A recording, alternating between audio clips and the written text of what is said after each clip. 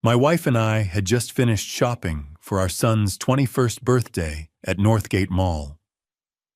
I went ahead to grab the truck while she stepped aside to take a call from the hospital. I didn't think twice about it. That was her life, always on call. I was almost at the vehicle when an older parking attendant approached me. "Is that your wife?" he asked quietly. I nodded. He glanced back at her, then pulled out his phone. "Sir, you might want to see this." 30 seconds later, what he showed me made my stomach drop. "Welcome to Family Revenge Stories. I'm truly grateful you're here. Before we dive deeper, tell me in the comments, where are you watching from today? I love seeing how far these stories travel. And when you reach the end rate, this story from 1 to 10, your feedback helps me craft even stronger, more powerful stories for you. Also, a brief note. This narrative includes fictional elements woven in for storytelling and reflection. Any resemblance to real names or places is purely coincidental, but the lessons about family trust and consequences are very real. Saturday afternoons in September usually meant yard work or Seahawks pregame prep. But this Saturday, September 7th, 2024, Diane had convinced me to spend the afternoon at Northgate Mall hunting for Evan's 21st birthday gift. "He's not a kid anymore," she'd said that morning over coffee. "Let's get him something grown up." We'd spent 3 hours wandering through department stores, finally settling on a Tag Heuer watch that made my wallet weep. But Evan was graduating with his engineering degree next spring, and Diane insisted he deserved something that would last. We were heading back to the truck, shopping bag swinging, when her phone rang. "Seattle Grace," she said, glancing at the screen. Her expression shifted instantly from relaxed to alert. "This is Diane Thornton." I watched her face change as she listened. Her free hand came up to rub her temple the way it always did when stressed. "How high is the fever? CT results right. Give me 20 minutes. She ended the call with an apologetic smile. "Emergency in the ICU, doctor. Prescott's out sick, and they need authorization for a transfer." "I'm so sorry, babe." "It's fine," I said, swallowing disappointment. That's the job. I need to call Dr. Vaughn to coordinate. She was already pulling up contacts. "Can you grab the truck? I'll meet you at the entrance." You know how he is with details. This might take a few minutes. Dr. Vaughn. The name didn't register then, it would later. I took her bags and headed across the parking garage while she stepped aside, phone already at her ear. Our silver Silverado was parked on level 3 west corner, same general area. I always chose a habit from my military days when finding your vehicle quickly mattered. The concrete structure was packed with Saturday shoppers, fluorescent lights, casting harsh shadows across rows of SUVs. I was 30 feet from the truck when the parking attendant approached. He was older, late 50s maybe, with gray-streaked dark hair and a weathered face. His uniform hung loose on a wiry frame, but his eyes caught me. Sharp. Careful. Like a man about to deliver bad news and hating it. "Excuse me, sir." I stopped keys halfway out. "Yeah." He glanced past me toward where Diane stood with her back to us, still on her phone. When he looked back, something in his expression made my stomach tighten.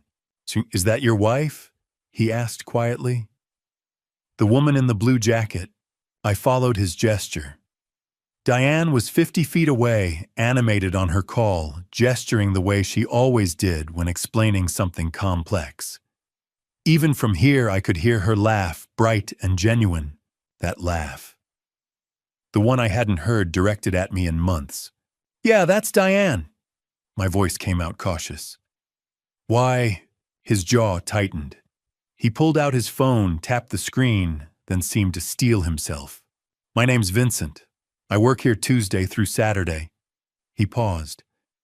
2 weeks ago, I saw something I've been debating whether to tell you about." Another pause. "Because what I saw, you need to know." Cold dread washed over me. "What are you talking about?" He turned his phone toward me. The video was grainy security camera footage from a high angle, but the timestamp was crystal clear. August 24th, 2024. 3:47 p.m.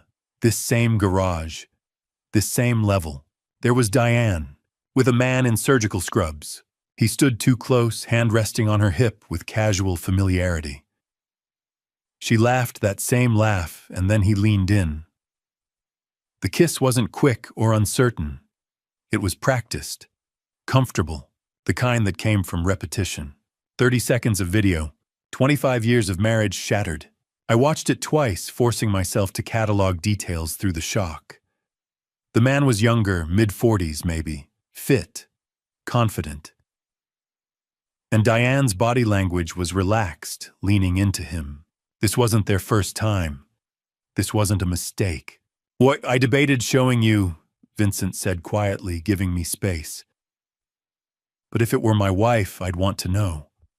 I'd want the truth before I wasted more years on a lie." My throat felt like broken glass. "Who is he?" "Han, don't know his name. But he's been here 4 times in the last month. Always around 3:30.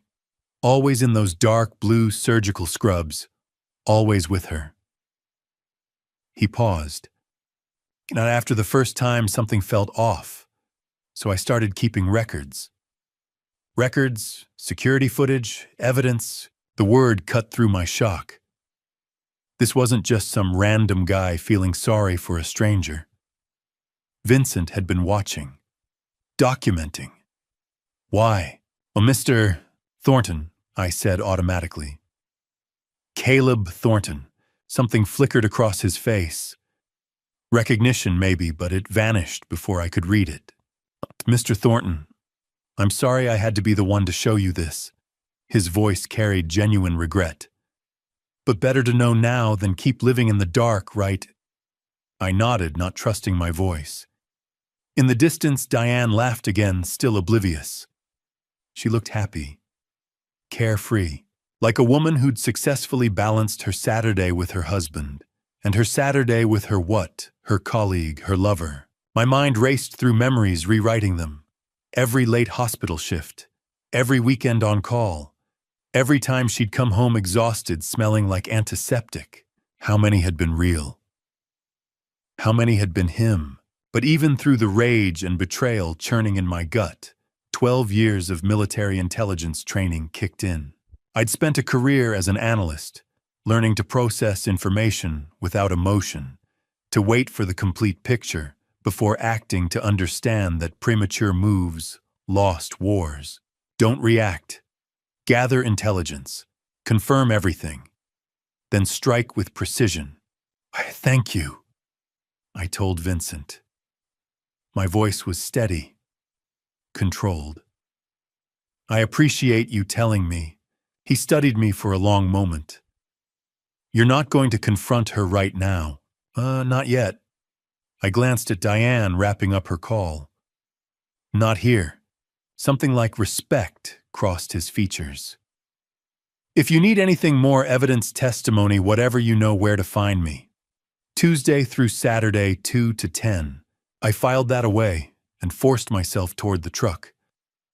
By the time Diane reached me, I had my expression locked down. Neutral, just tired from shopping. "Crisis averted," she said brightly, sliding into the passenger seat. "You know how Dr. Vaughn is, always panicking over nothing." She set her phone in the cup holder and smiled that smile I'd fallen for 26 years ago. "Thanks for grabbing the car, babe. My feet are killing me." Dr. Vaughn, the name landed like a physical blow. The man in the scrubs. The man she'd been kissing 2 weeks ago. The man she'd just spent 10 minutes coordinating with. "No problem," I said, starting the engine. She talked the whole drive home, hospital politics. Evan's birthday plans, a new restaurant we should try. I made appropriate sounds, nodded at the right moments, even smiled when she touched my arm.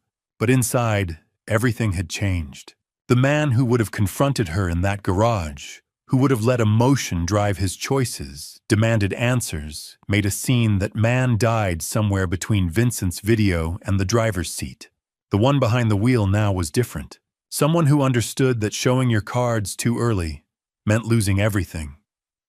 Someone who knew real victory required patience, planning, and cold calculation. Dr. Vaughn. I filed the name with everything else. The timestamps, the scrubs, Vincent's careful documentation.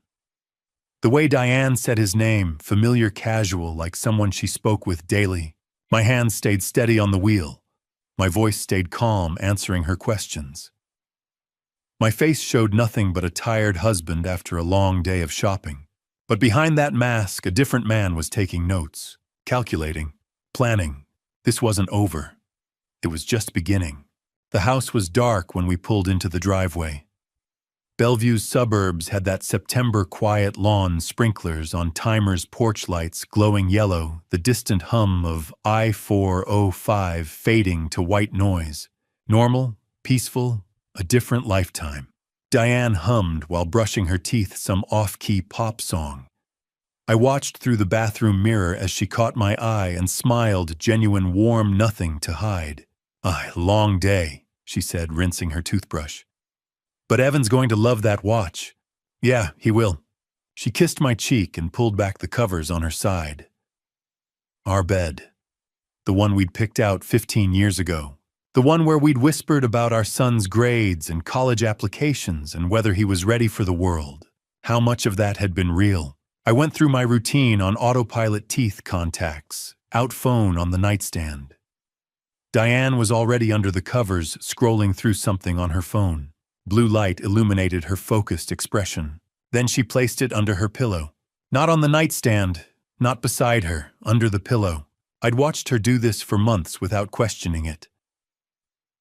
My alarm's too loud on the nightstand, she'd explained once.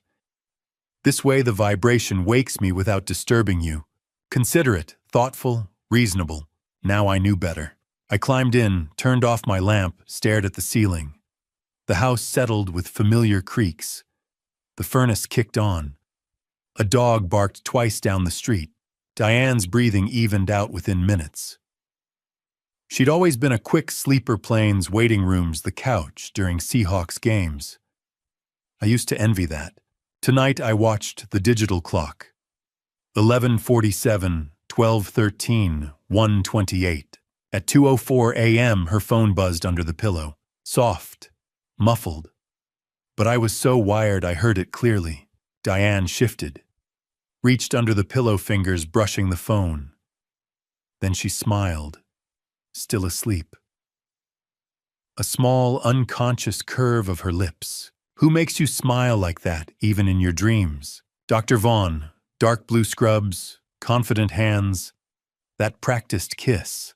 I forced myself to breathe. 4 counts in 4, hold 4 out. Box breathing from my army days.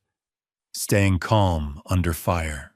Because this was fire. My mind cycled through the past 8 months.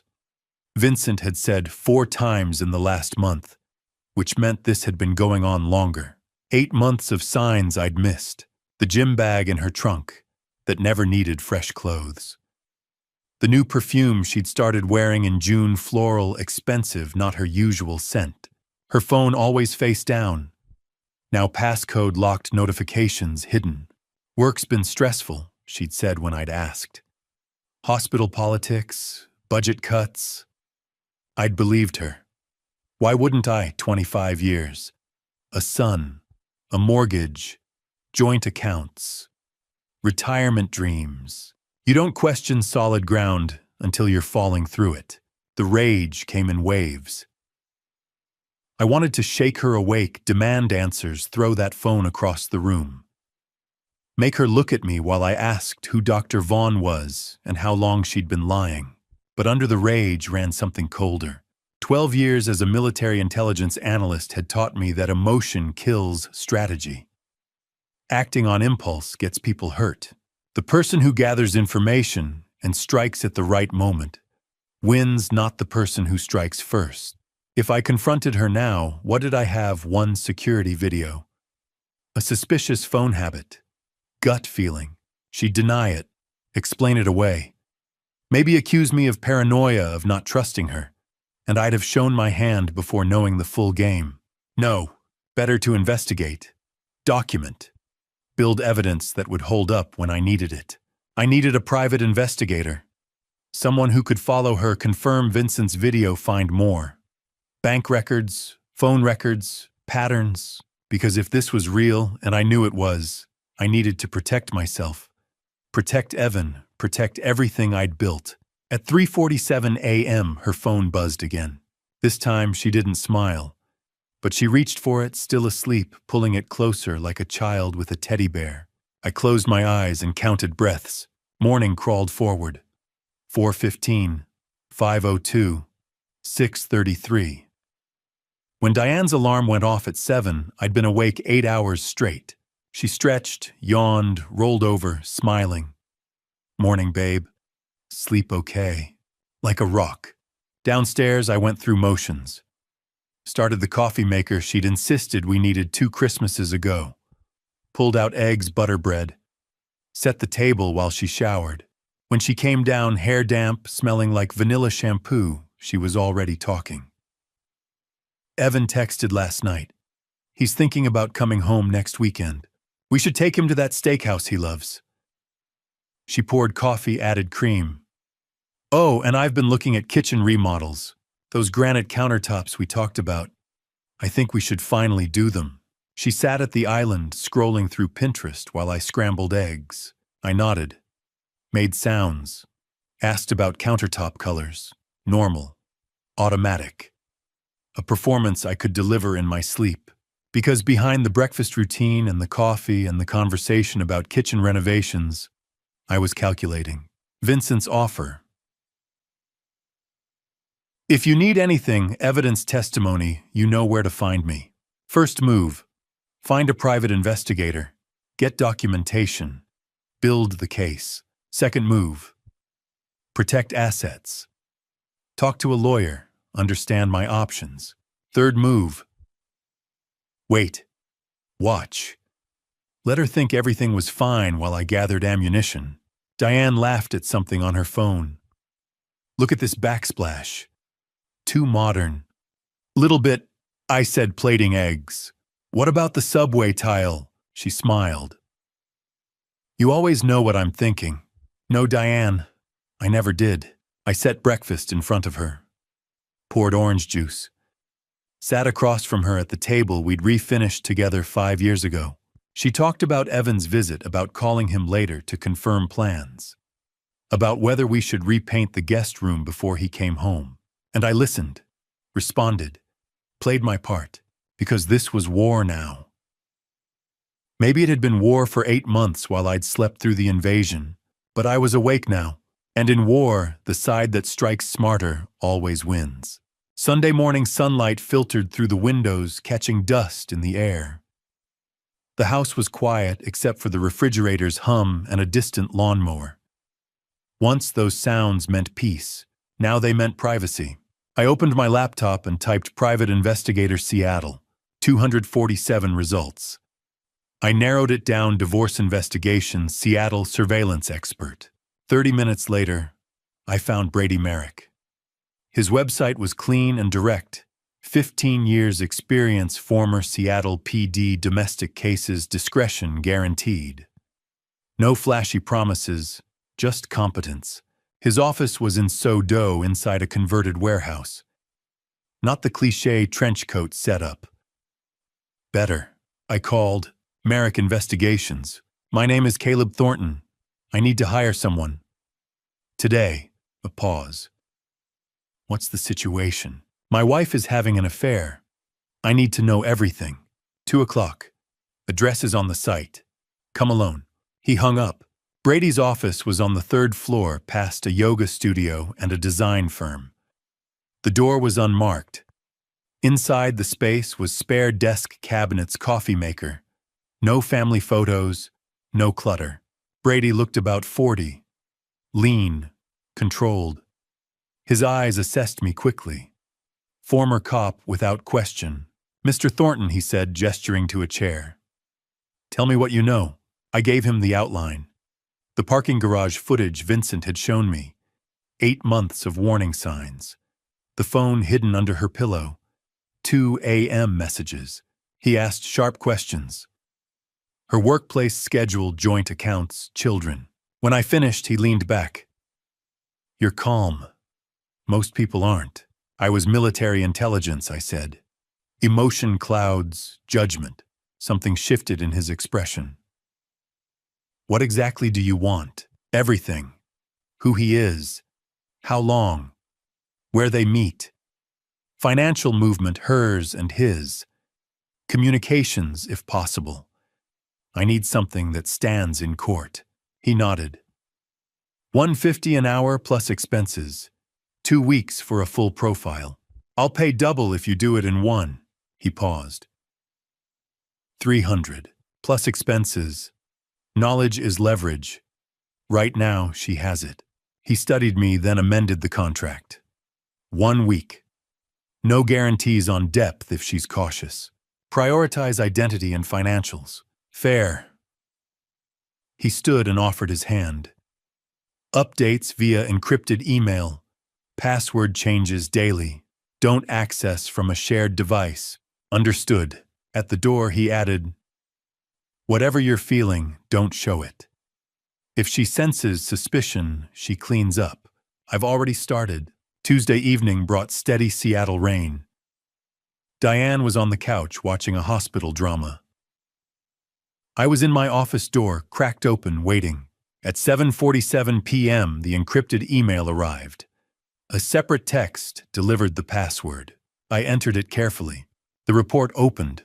Brady had identified him, Dr. Preston Vaughn, 45 cardiac surgeon at Seattle Grace Hospital. Lives in a downtown condo on Westlake Avenue. Then the activity log. Monday yesterday they met at the Fairmont Olympic Hotel.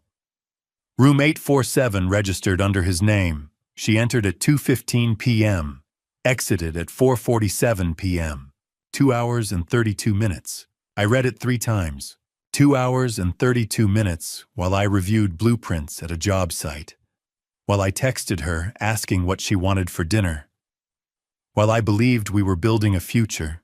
Tuesday today they met again. Northgate parking garage. Level 3. Physical contact observed. 8 minutes. The same garage where Vincent had first shown me footage. They were comfortable. Repeating patterns. The financial summary noted irregular transfers in our joint account. Brady was still investigating, but preliminary review suggested funds were moving. I leaned back. Dr. Preston Vaughn.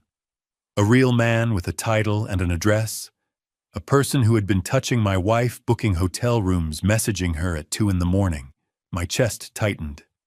25 years reduced to timestamps and receipts.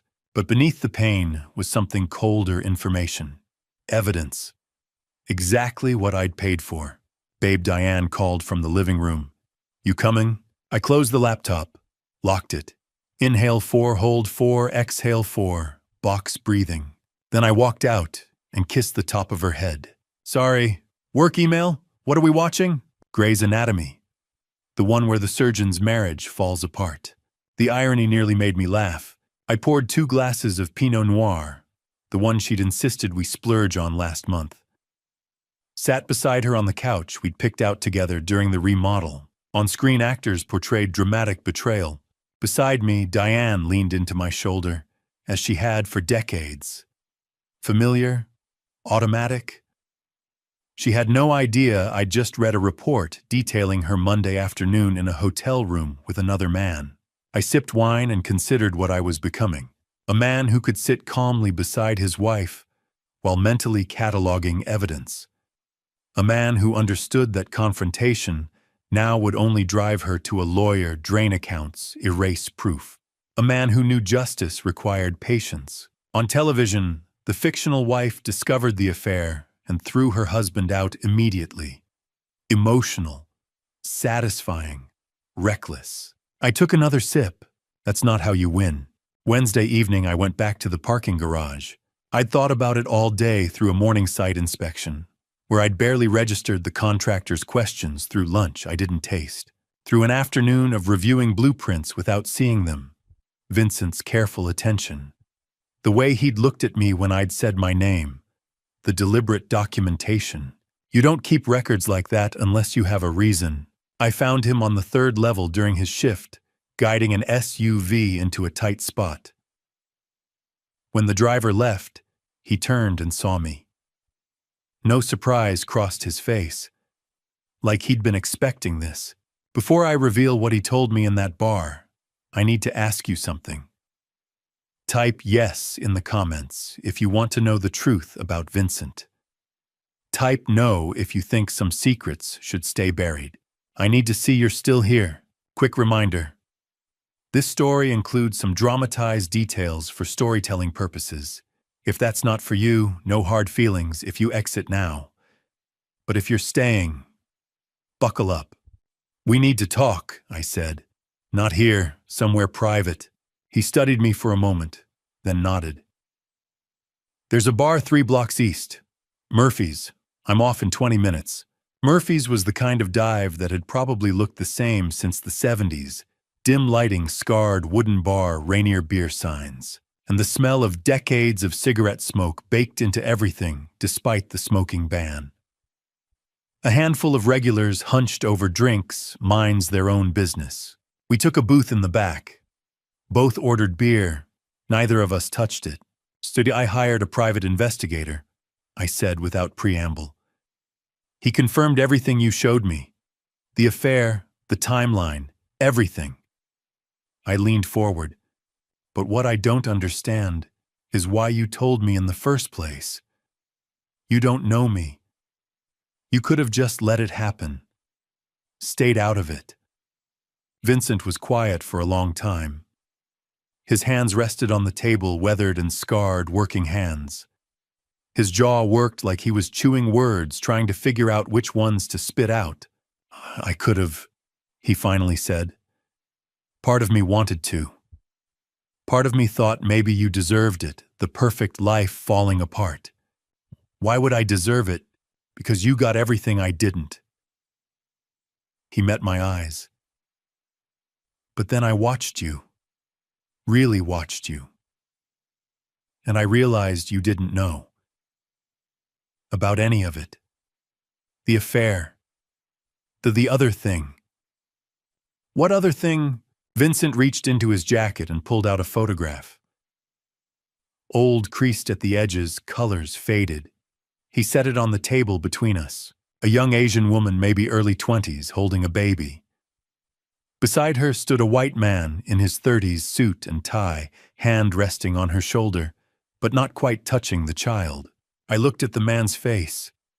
The eyes, my father's eyes. The floor dropped out from under me.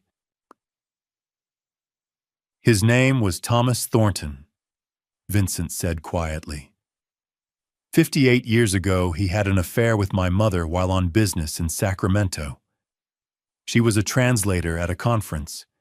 He was married, had a 2-year-old son back in Seattle. Me. He'd had me. He left before I was born. Never came back. Never sent money. Nothing. Vincent's voice was flat, decades of pain compressed into monotone. My mother raised me alone. Worked 3 jobs. Never told me his name until I was 15. When I finally tracked him down and showed up at his office, you know what he said? I couldn't speak. He said, I have a family. I have a son. You're a mistake. Don't come back here. If you tell him, I'll destroy you and your mother. Vincent's hands clenched. So I didn't. For 43 years I kept that secret. My mind raced. My father, the man who'd taught me to throw a football, who'd come to every little league game, who'd worked overtime to pay for college, had done this. Had another son he'd threatened into silence. How did you find me? I managed. Vincent pulled out another document. A DNA lab report. My name at the top. His at the bottom. Probability of half-sibling relationship 99.97%. 3 years ago, I took a DNA sample from a coffee cup you left at a construction site. I was a licensed private investigator back then, mostly retired now, but I still had connections. Once I confirmed it, He trailed off. I didn't know what to do. Part of me wanted to confront you. Part of me wanted to see if your perfect life was really perfect. Part of me just wanted to protect you from getting hurt the way I did. So you took a job at the parking garage 6 months ago, after I'd watched you for a while, learned your routine, your wife's routine. His expression darkened. 4 months ago, I saw her with Preston. I recognized the signs, the looking over shoulders, the quick touches, the practiced way they moved together. I've done enough domestic surveillance to know what cheating looks like, and you kept watching. I kept records, photos, timestamps, because I thought if it came to it, you'd need evidence, the kind that holds up. He paused. And because I knew what it felt like to be lied to about family, I couldn't let her do that to you without you knowing. My brother. This stranger was my brother. Brady Merrick, I said slowly. The PI I hired. Is he my son? Vincent's mouth twisted. When you called looking for an investigator, I told him to take your case, to do it right, to help you the way I couldn't help myself all those years ago. We sat in silence. Two men who shared DNA and nothing else, connected by a father who'd failed us both in different ways.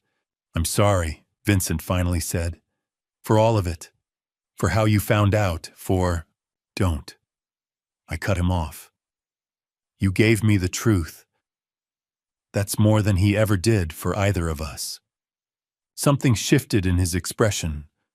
Relief, maybe, or the beginning of understanding that we were on the same side. He cleared his throat. There's something else. Brady found it in his preliminary investigation. What? His money. Your wife and Preston, they're not just having an affair. They're moving money. Significant amounts. From your joint accounts into something else. My blood went cold. How much? Brady's still tracking it. But based on what he's seen so far, Vincent met my eyes. Enough that this isn't just about betrayal anymore. It's fraud. And just like that, everything changed again. This wasn't just my wife cheating. It was something much worse. Thursday evening, Vincent asked me to come to his apartment. There's something you need to see, he said on the phone, voice measured. Not urgent, controlled. The kind of tone that meant bad news was coming, but it would be delivered carefully. I'd already had enough bad news for one lifetime. His place was in Capitol Hill, an old brick building squeezed between coffee shops and vintage stores. 3rd floor. No elevator. The hallway smelled of garlic and damp carpet. Vincent opened the door before I knocked. Come in. I stepped inside and froze. The wall opposite the entrance was covered floor to ceiling. Photographs. Dozens. Maybe hundreds. Surveillance shots, some grainy, some crisp.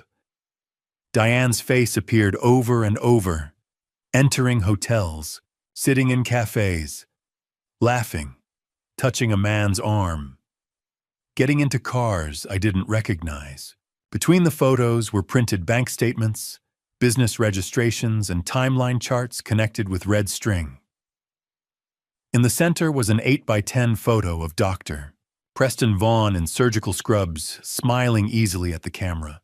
Jesus, I whispered. Vincent closed the door. I know how it looks. But this is how investigations work. You map it until the whole pattern shows.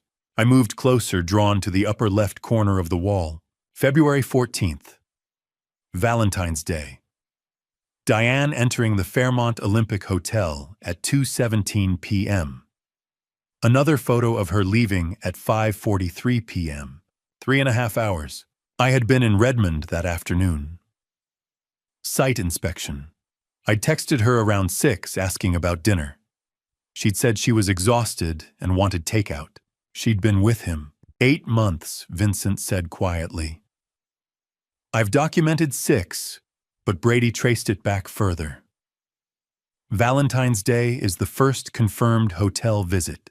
8 months of lies. 8 months of goodnight kisses that tasted like betrayal. My eyes followed the timeline. March 7th, parking garage. March 23rd, downtown restaurant. April 9th, another hotel. May 2nd, her car outside his condo for 4 hours during a board meeting. The pattern repeated with precision. Then I noticed the business documents pinned near the center. What Summit Healthcare Partners, LLC? I asked. Vincent stepped beside me. Registered March 20th. Co-signed by Diane Thornton and Preston Vaughn. My stomach tightened. On paper, it's a medical equipment supplier, he said. They do sell some equipment legitimate enough to pass inspection, but the pricing is inflated. A handful of small clinics are involved. He handed me bank statements. Transfers, $5,000, $12,000, $8,000, $15,000. Over and over, from an account number I recognized. Our joint savings, how much I asked. $180,000 over 6 months. Small increments to avoid detection. Together, it adds up. $180,000. Gone. There's more, Vincent said. He showed me news articles and court records. Preston has done this 3 times before. Portland, 2019. San Francisco, 2021. Denver, 2022. Same model. He pointed at a chart. He targets hospital administrators, married women between 45 and 50, women with assets, inheritances, joint accounts. He seduces them, convinces them to form a business partnership, creates a clean-looking LLC, slowly drains funds, then relocates before anyone pieces it together. Why hasn't anyone stopped him? Because they're ashamed. To expose him, they'd have to admit the affair. Risk careers, risk marriages. He keeps each case under major felony thresholds when possible, and he makes every woman feel chosen. I stared at the list of cities. Portland, San Francisco, Denver, Seattle, a pattern. Who were they? I asked. I don't have all the names. But this one, he handed me a card. Dr. Audrey Kingsley, San Francisco.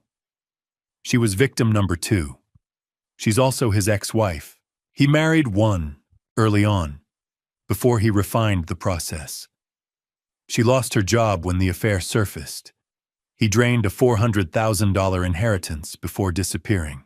Vincent met my eyes. She's been waiting for someone to stop him. When I explained your situation, she agreed to talk. She's flying in tonight. When? Tomorrow, if you want.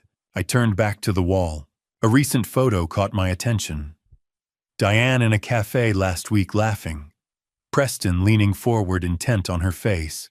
She looked alive, happy. She had no idea. She doesn't know, does she? I asked. Almost certainly not, Vincent replied. That's his skill.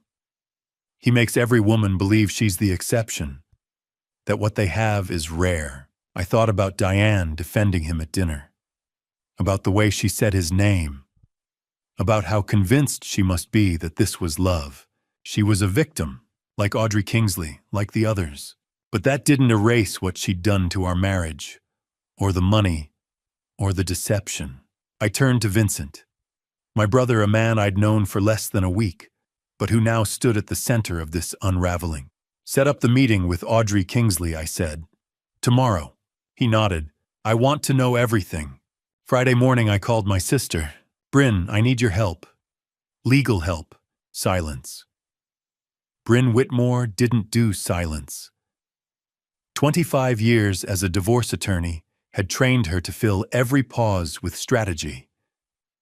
But this time she was quiet for 3 long seconds. Come to my office, she said at last.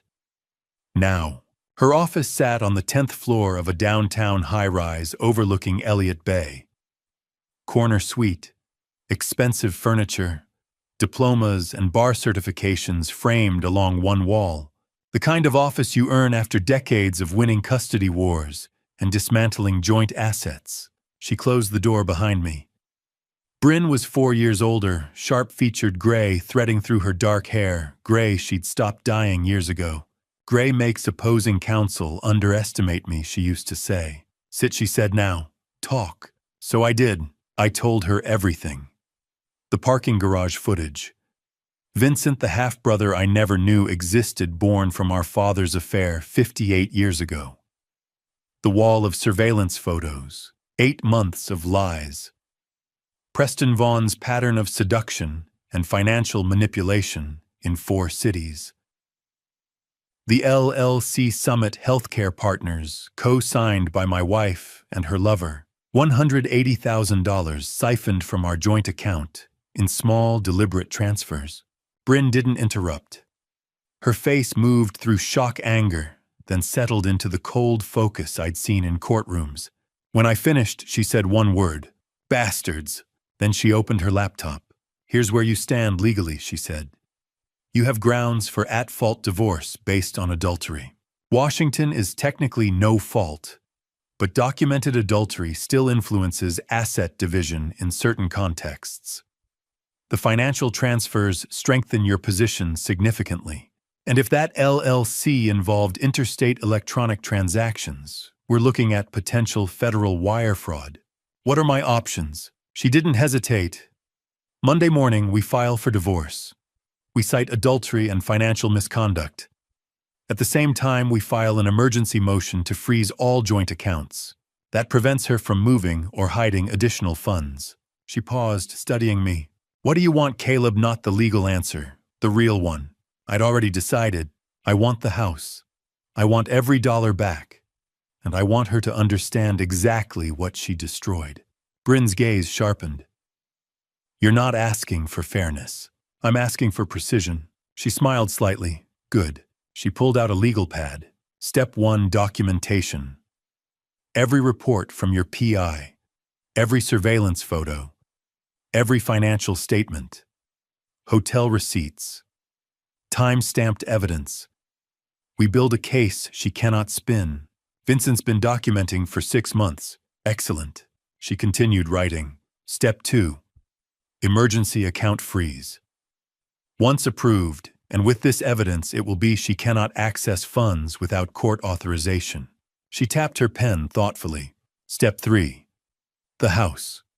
Did Dad ever update the mortgage structure after Mom died? No. Why? She turned her laptop toward me. Because he inserted a protection clause when you refinanced. If the marriage dissolves under proven adultery, his estate retains an interest in the property. That protects your equity. She forfeits her claim. I stared at her. You're serious. Dad had seen too many men get wiped out in divorce. He drafted it to shield you. She gave me a look. Yes, ironic, considering his own history. But he protected you. Another layer I hadn't known existed. Step 4. Bryn said we leveraged the LLC fraud.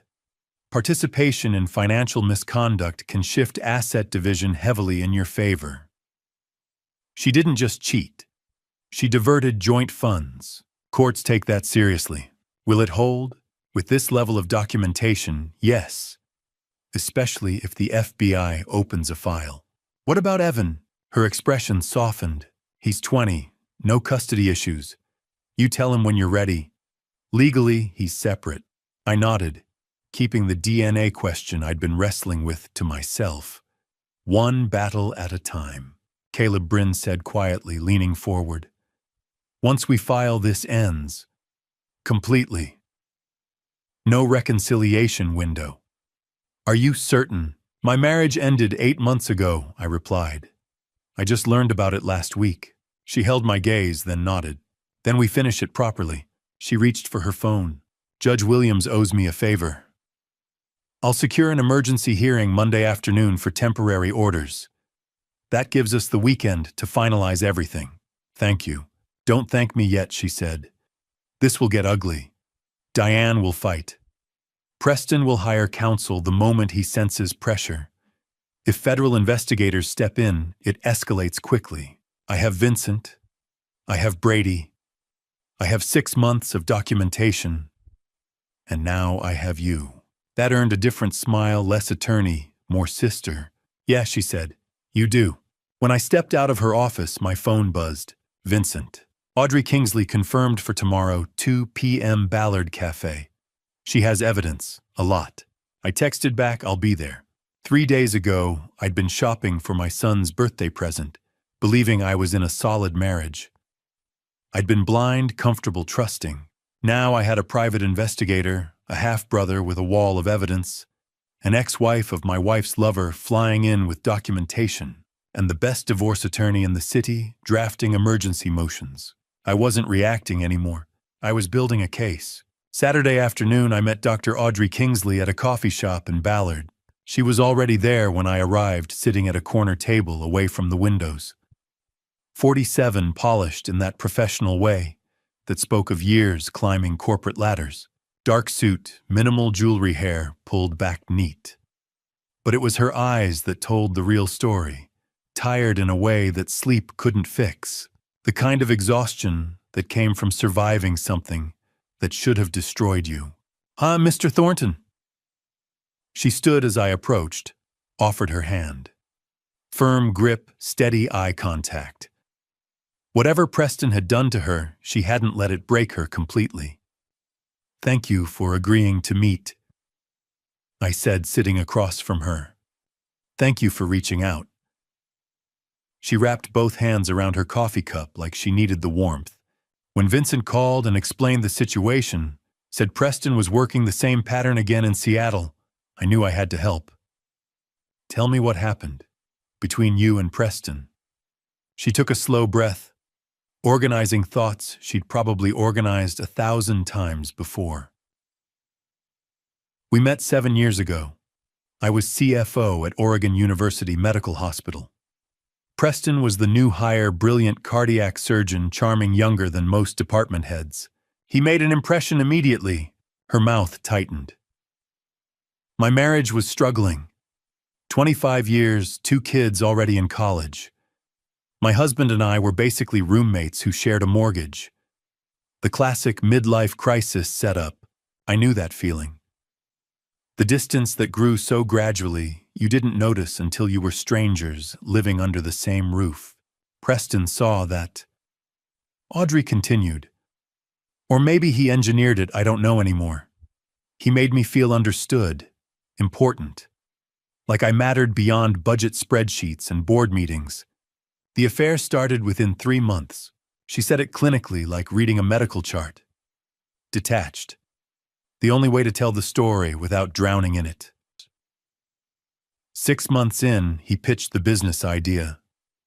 A medical equipment company we'd source better quality supplies at lower costs, improve hospital procurement, make millions in the process. He called it a partnership between clinical expertise and financial management. Made it sound revolutionary. And how much did you invest? $400,000. My mother's inheritance. Everything she'd left me. Her jaw clenched. The equipment was real. The company was legitimate on paper. But the prices Preston charged were inflated by 3, sometimes 400%. And the contracts he negotiated somehow always seemed to benefit his other ventures. When did you realize? Too late. By the time I started asking questions, Preston had already structured everything to look like I was the one manipulating hospital contracts. When the internal investigation started, he had his lawyers ready. They convinced the board it was mutual misconduct, that I was equally guilty. I had to sign an NDA to avoid criminal charges. Her hands trembled slightly around the cup. My husband filed for divorce when everything came out. The hospital terminated my position. I lost my job, my marriage, my reputation, and $400,000. Preston moved to San Francisco with a clean record and a new position, and did it again. See, at least twice more that I can confirm. San Francisco, then Denver. Maybe others I don't know about. She pulled out a folder from her bag. I've been building a file. Breaking my NDA could cost me legally, but I'm tired of watching him destroy people. She opened the folder. Inside were printouts, LinkedIn profiles, news articles, court records, financial documents. Photos of 3 women besides herself, all professional, well-dressed 40-something. All with that same tired look in their eyes. San Francisco, hospital administrator. Divorced, lost approximately $300,000. Denver, another hospital administrator. Same story, $250,000 gone. And now your wife in Seattle. The pattern was crystal clear when laid out like this. Hospital administrators, late 40s, married, assets. The same script playing out city after city, victim after victim. Why hasn't anyone stopped him? I asked. Shame, Audrey said simply. These women, myself included, would have to admit to affairs, risk what's left of our careers and reputations. The NDAs are ironclad. The hospitals want to avoid scandal, and Preston's smart about keeping amounts below felony thresholds in most jurisdictions. She leaned forward. But if we could get multiple victims to testify together, build a federal wire fraud case instead of local criminal charges, maybe we could actually stop him. I want to do more than stop him, I said. I want to catch him in the act. Get him on record admitting what he's done. My wife doesn't know I know about the affair. She thinks her secret is safe. If I could get her to cooperate, wear a wire record, Preston confessing to the fraud, she'd have to flip on him, Audrey said slowly. Betray someone she thinks she's in love with. Why would she do that? Because I'll give her a choice. Help us take Preston down or go down as his accomplice. She's signed documents, co-signed the LLC, participated in fund transfers. Legally, she's as guilty as he is. Audrey studied me with those tired, sharp eyes. You're not doing this just to save your marriage. My marriage ended 8 months ago. I'm doing this because he needs to be stopped. Because you deserve justice. Because those other women deserve to know they weren't alone. And because my wife deserves to understand exactly what kind of man she's been protecting. Audrey was quiet for a long moment. Then she slid the folder across the table. I'll testify, she said. I'll break my NDA. I'll contact the other victims and see if they'll come forward. I don't care about the legal consequences anymore. I just want Preston Vaughn facing real justice for once in his life. I looked at the folder. 4 women's faces staring up at me from the documents. 4 lives dismantled by the same man who was currently dismantling mine. He will, I said. We'll make sure of it. Because this wasn't just about my marriage anymore. This wasn't about hurt feelings or betrayed trust or 25 years wasted. This was about stopping a predator. And we finally had an army strong enough to do it. The Seattle Grace Hospital annual fundraising gala was the kind of night where the city's medical elite gathered beneath crystal chandeliers to applaud their own brilliance. Diane had been excited for weeks. I had been preparing for 3 days. She bought a red silk dress that cost more than my weekly paycheck. Scheduled a hair appointment. Talked endlessly about board members, wealthy donors, and department heads angling for promotion. That morning I rented a tuxedo. The clerk asked if it was for a wedding. Something like that, I told him. Now we stood in the Fairmont Olympics Grand Ballroom, the same hotel where she'd spent Monday afternoons in room 847 with Preston Vaughn, and I watched her perform. She glided between hospital administrators, laughing lightly, kissing cheeks, embodying the devoted executive's wife.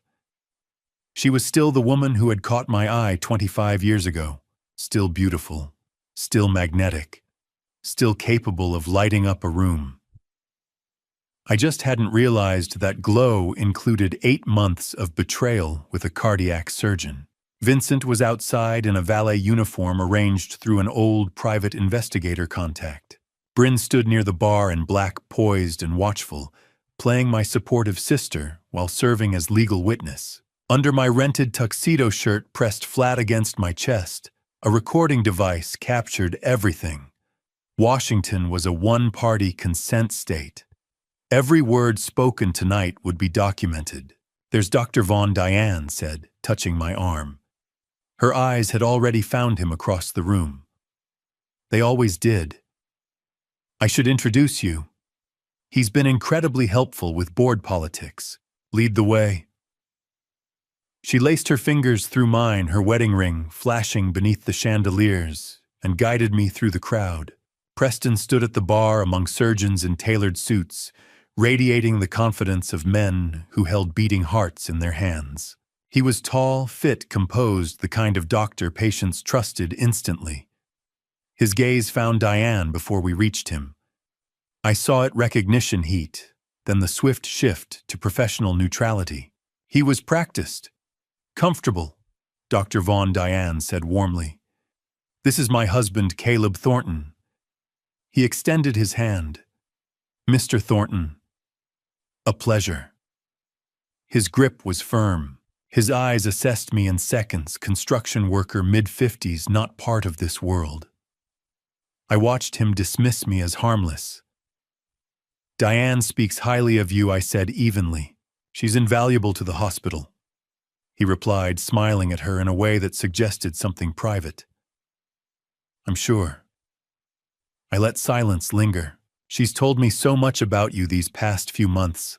I feel like I already know you." A flicker crossed his face. "Your work," I continued casually. "Your investment advice. Your ventures, Summit Healthcare Partners. Diane mentioned your co-founders." The color drained from him. Diane's grip tightened. "Caleb. I've been studying how that company operates," I said, lowering my voice slightly. "Pricing structures, vendor contracts, transfer patterns. Construction teaches you to respect documentation." "I don't know what you're implying," Preston said. "I know everything," I replied quietly. "Every meeting, every transfer, every hotel room. Fairmont Olympic. Room 847.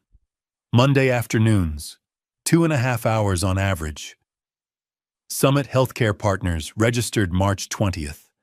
Co-signed by you and my wife. $180,000 transferred from our joint accounts in 6 months." Diane made a small, strangled sound. Preston's charm dissolved. His eyes hardened. "You don't know what you're dealing with." "Try me." He leaned closer, voice sharp. "I have friends, board members, city council. I'm a respected cardiac surgeon. You're a construction worker." His lip curled faintly. "Who do you think they'll believe?" I smiled. Because he had just handed me exactly what I needed, recorded, preserved. "Let's find out," I said. Then I raised my voice just enough for nearby guests to glance over. "Very nice meeting you, Dr. Vaughn. Enjoy the evening." I turned and walked away without looking back, leaving them frozen beneath crystal light and polished marble. Behind me, panic spread in subtle ripples. Vincent stood near the entrance, arms crossed, watchful. He caught my eye and gave a single nod. Phase 1 was complete. I stepped outside into the cool night air, the ballroom's music muffled behind heavy doors.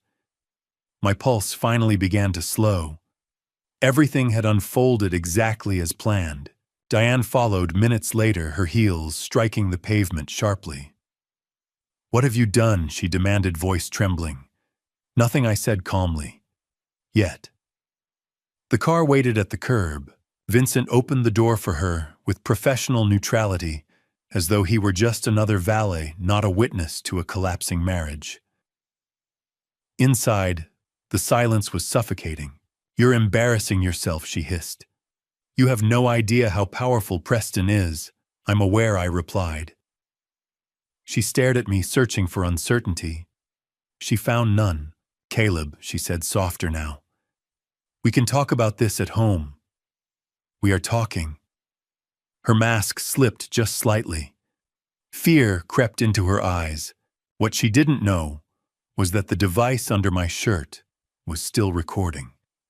Every accusation, every threat, every admission. The legal battle ahead would not rely on rumors or whispered suspicions.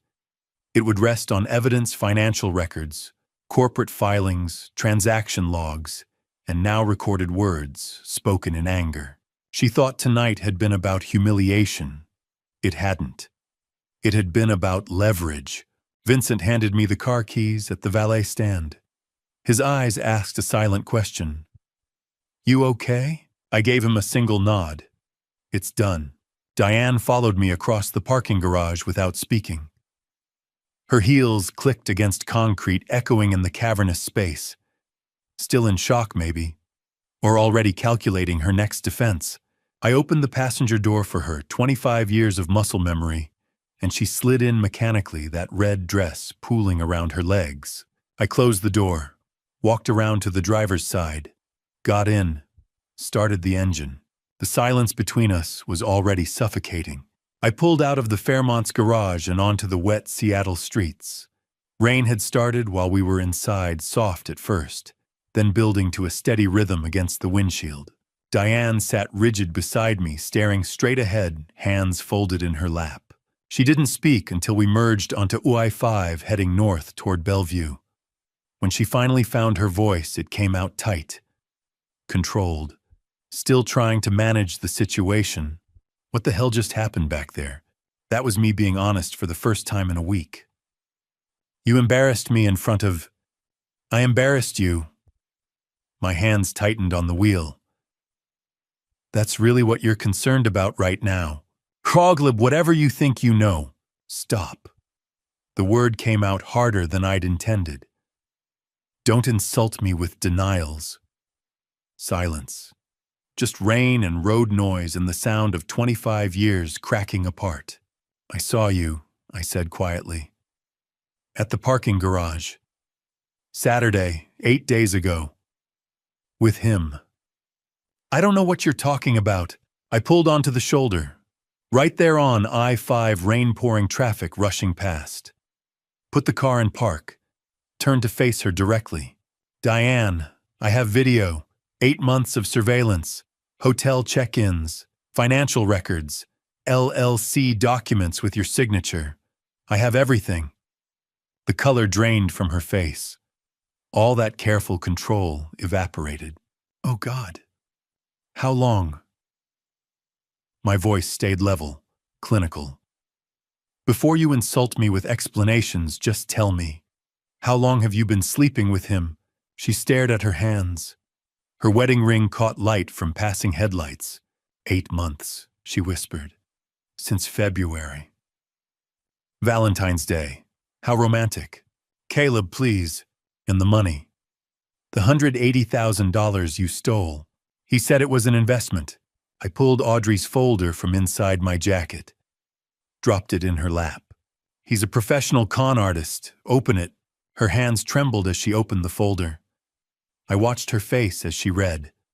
Watched the horror settle in. Photos of 3 other women. Portland, San Francisco, Denver. All hospital administrators. All married. All mid-40s. Same pattern. Same promises. Same lies. "No, this can't be. Preston wouldn't." I showed her my phone. Screenshots Brady had recovered from cloud backups. Preston's messages to previous victims. "You're the only one who understands me. We can have a real future together. Just trust me with this investment." Word for word identical to messages he'd sent her. She scrolled through them, hands shaking. I watched the fantasy shatter. Watched her realize she'd never been special. Just another mark in a pattern going back years. He doesn't love me. Hollow. Broken. No. He never did. No. I destroyed everything for... Her voice cracked. "Oh God. Oh God, what have I done?" She started crying. Deep, wrenching sobs. I felt nothing. "I want you out of the house by tomorrow." "Well, I filed for separation. Bryn's my attorney. Monday the court freezes our accounts. Divorce papers come next week." "You can't just..." I can. You committed adultery, financial fraud, theft, 8 months of lies. I paused. Maybe longer. She went very still. What do you mean? Evan. I kept my eyes on the road as I pulled back into traffic. He's not mine, is he?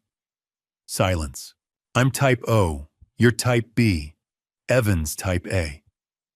That's genetically impossible if I'm his biological father. Caleb, please. Who was it? Someone before we married. Does it even matter anymore? She didn't answer, just kept crying. 20 minutes later, I pulled into our driveway. The house I'd bought. Renovated. Made into a home. The house where I'd raised another man's son. Get out! She stumbled from the car, mascara running that expensive red dress soaked from rain. I watched her fumble with her keys disappear through the front door. I sat there, engine idling, rain drumming on the roof. Tomorrow, everything would change. Monday, the legal machinery would start. By next week, divorce papers would be served. By next month, it would be over. But tonight, I just sat in my driveway and felt the weight of 25 years turning to ash. Not satisfaction, not victory, just a hollow, aching emptiness where my marriage used to be. The DNA test results arrived Monday morning via encrypted email. I sat in Bryn's office staring at the laptop screen, reading the lines over and over. Medical terminology, lab certification numbers, charts showing genetic markers that meant nothing to me, and at the bottom, in bold, probability of paternity, 0.00%. Caleb. Bryn's voice came from somewhere far away. I closed the laptop, sat back, looked at my hands. He's not my son. 20 years. Every birthday party where I'd carried the cake while everyone sang. Every baseball game where I'd taught him to swing level, keep his eye on the ball. Every parent-teacher conference where teachers told me what a good kid he was, how proud I must be. Every time he'd said, "I love you, Dad," before bed. I'm so sorry, Bryn said quietly. Are you? I stood, walked to the window. Downtown Seattle stretched below buildings and traffic and people living their normal Monday mornings. Because I'm not sure how I'm supposed to feel right now. However you feel is valid. The blood types, I said, still staring out the window. I looked it up last week. Type O and type B can't produce type A. It's genetically impossible. I turned to face her. 20 years of diapers and homework and parent-teacher conferences. 20 years teaching him to ride a bike, drive a car, be a good man. And none of it was real. Stop. Bryn's voice was sharp. She stood, came around her desk. Don't do that. Don't let Diane's lie poison what you built with that boy. It was built on your choice to love him, to show up, to be there. She pointed at the closed laptop. That test tells you about biology. It doesn't tell you about fatherhood. You've been his father in every way that matters. But he's not. He's your son, Caleb. You raised him. Biology doesn't determine that. Love does. Time does. Presence does. Her eyes were fierce. That number on the screen, that's not 0. What you've given him for 20 years, that's everything. I sank back into the chair. Felt something in my chest crack open. How do I tell him? My voice came out rough. That his whole life is built on his mother's lie. Bryn sat on the edge of her desk. Does he need to know right now? He deserves the truth. He's 20, away at college. Senior year, the most critical time for his development, his career plans, his sense of identity. She paused. Telling him now would destroy him. So I just lie by omission, haikchum. No, you wait. Until after graduation. Until he's stable, employed, ready to process something this devastating. Until you're ready to have that conversation. I thought about Evan. engineering senior, job interviews coming up, his whole future ahead of him. We wait, I said finally, and we protect that choice. Bryn pulled up a document on her computer. Non-disclosure clause in the divorce settlement. Diane is prohibited from telling Evan about the paternity. If she violates it, she faces financial penalties and contempt charges. That feels wrong, like I'm covering up the truth. You're not covering it up. You're controlling when and how Evan learns something that will fundamentally reshape his understanding of himself. Bryn turned the screen toward me. You can tell him later, when he's ready, when you're ready. But Diane doesn't get to weaponize that truth in anger or spite. You decide, not her. I stared at the clause, read it 3 times. On my terms, I said, not hers. Exactly. Bryn opened another folder. Let's talk asset division. She walked me through it. Clinical, professional, 25 years reduced to spreadsheets. The house $800,000 in equity would go to me. Dad's infidelity clause. The irony wasn't lost on me. My father, who'd had his own affair that produced Vincent, had still thought to protect me from the same fate. Retirement accounts $1.4 million total. I'd keep $1.2 million. Diane would keep only her own 401k, about $200,000. She'd forfeited the joint savings through fraud and theft. My construction business, $500,000 in value, stayed entirely mine. Built before and during the marriage, but she'd forfeited any claim through adultery. No alimony. At-fault divorce plus financial fraud meant she walked away with almost nothing. Ma, the emergency hearing is at 2, Bryn said. Judge Williams will freeze the joint accounts today. Diane won't be able to touch another dollar without court permission. And the divorce papers, served by end of week. She paused. This is really happening, Caleb. Once we file, once these accounts freeze, there's no going back. Are you ready? I thought about Evan away at college, unaware that his family was imploding. Unaware that his mother had lied about his paternity for 20 years. Unaware that I was fighting to protect him from truths he wasn't ready to handle. I thought about Diane, who'd stolen 20 years of truth from both of us. Who'd built our family on lies I was still uncovering. I thought about Preston Vaughn, who'd destroyed multiple lives for money and ego, and would have walked away clean if I hadn't stopped him. I'm ready, I said. Let's end this.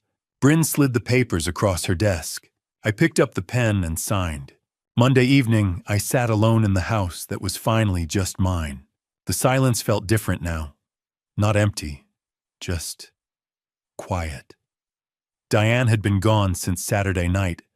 Her things were still upstairs, clothes, makeup, shoes, but she was gone. Staying at some hotel downtown, probably. Using the credit card I hadn't frozen yet. That would change tomorrow morning. My phone buzzed on the kitchen counter. Voicemail notification. Diane's number. I stared at it for a long moment. Debated not listening. But curiosity, or maybe strategy, won out. I hit play. At first I thought she was calling me. Then I heard the rustling sounds. Muffled movement. The hollow acoustic of a phone in a purse or pocket. Pocket dial. She'd called me by accident. And then I heard her voice trembling, talking to someone else. Preston, please pick up, please. My hand tightened on the phone. Ringing sounds through the recording. Once, twice, 3 times. Then a click. What? Preston's voice came through cold. Flat. Nothing like the charming surgeon who'd smiled at me at the gala. Oh, thank God. Diane's voice was thick with tears. Caleb, he knows everything. About us, about the money, everything. He froze the accounts, filed for divorce. I told you not to call me. Preston, what do we do? I don't know what to... We. His voice turned sharp. There is no we anymore, Diane. Silence. Then Diane's voice, smaller, broken. What do you mean? I mean you were careless. You let yourself get caught. I can't be associated with any of this. But you said we'd start over together. California. The practice we'd build. I said a lot of things. Matter of fact, like he was discussing weather. Look, this was fun while it lasted, but you've become a liability. A liability. Her voice cracked. Preston, I left everything for you. My marriage, the LLC is in your name. The transfers came from your accounts. Your signature is on everything. Each word was a door slamming shut. Good luck explaining that to your lawyer. You can't just, Preston, please. Watch me. Click. The line went dead. For several seconds, there was nothing but the sound of Diane breathing. Then she started sobbing. Deep, wrenching sounds that might have moved me 2 weeks ago. Now I just listened clinically. Evidence. Every word was evidence. Oh, God, she whispered to herself through the tears. He never loved me. He was just using me all along. Oh, God, what have I done? The voicemail cut off. Time limit reached. I stood in my kitchen phone, still pressed to my ear, staring at nothing. Then I played it again, listened to the whole thing a second time. Preston's cold dismissal. Diane's realization hitting in real time. The confirmation that everything Audrey had told me was true. Preston Vaughn was a professional. He'd done this before. He'd do it again, unless we stopped him. I saved the voicemail. Forwarded it to myself via email. Backed it up 3 different ways. This was exactly what we needed. A knock at the door pulled me out of my thoughts. I opened it to find Vincent holding 2 bags of Chinese takeout. Figured you hadn't eaten, he said, walking past me into the kitchen like he'd been doing it for years instead of weeks. I've been eating. Coffee and rage don't count as a meal. He started unpacking containers. Kung Pao chicken, fried rice, egg rolls. Despite everything, I almost smiled. Since when are you my nutritionist? Since I'm your brother and somebody needs to make sure you don't self-destruct. He grabbed plates from the cabinet, somehow already knew where they were. You look like hell, by the way. Thanks. What are brothers for? We sat at the kitchen table. Vincent handed me a fork. Something happened, he said. Not a question. I pulled out my phone. Diane pocket dialed me about an hour ago. Left a voicemail. I hit play. Vincent's face went darker with every word. By the time Preston said, "Watch me," and hung up, his jaw was clenched tight. "Oh, that son of a bitch," he said quietly. "Stop, Preston just gift-wrapped us a confession and made Diane desperate." Vincent looked up at me. Desperate people cooperate. That's what I'm counting on. I took a bite of chicken. First real food I'd eaten all day. Give her one more day. Let her realize she's completely alone. Preston's gone. I'm gone. The money's about to be gone. Then we approach her about the wire. You think she'll do it? What choice does she have? I picked up my phone, played the voicemail one more time. Diane's voice. He never loved me. He was just using me. She's finally seeing what we've known all along. Preston Vaughn is a predator, and she was just another mark. Think she'll throw him under the bus? She already has. We just need to make it official. Vincent nodded slowly, picked up his beer. You know what's weird? What? I don't even hate her anymore. I said it before I'd really thought about it. I just feel done. Vincent studied me for a moment, then nodded.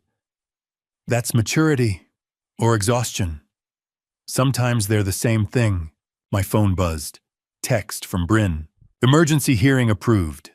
Accounts frozen as of 8 a.m. tomorrow. She's cut off. I showed Vincent. He raised his beer.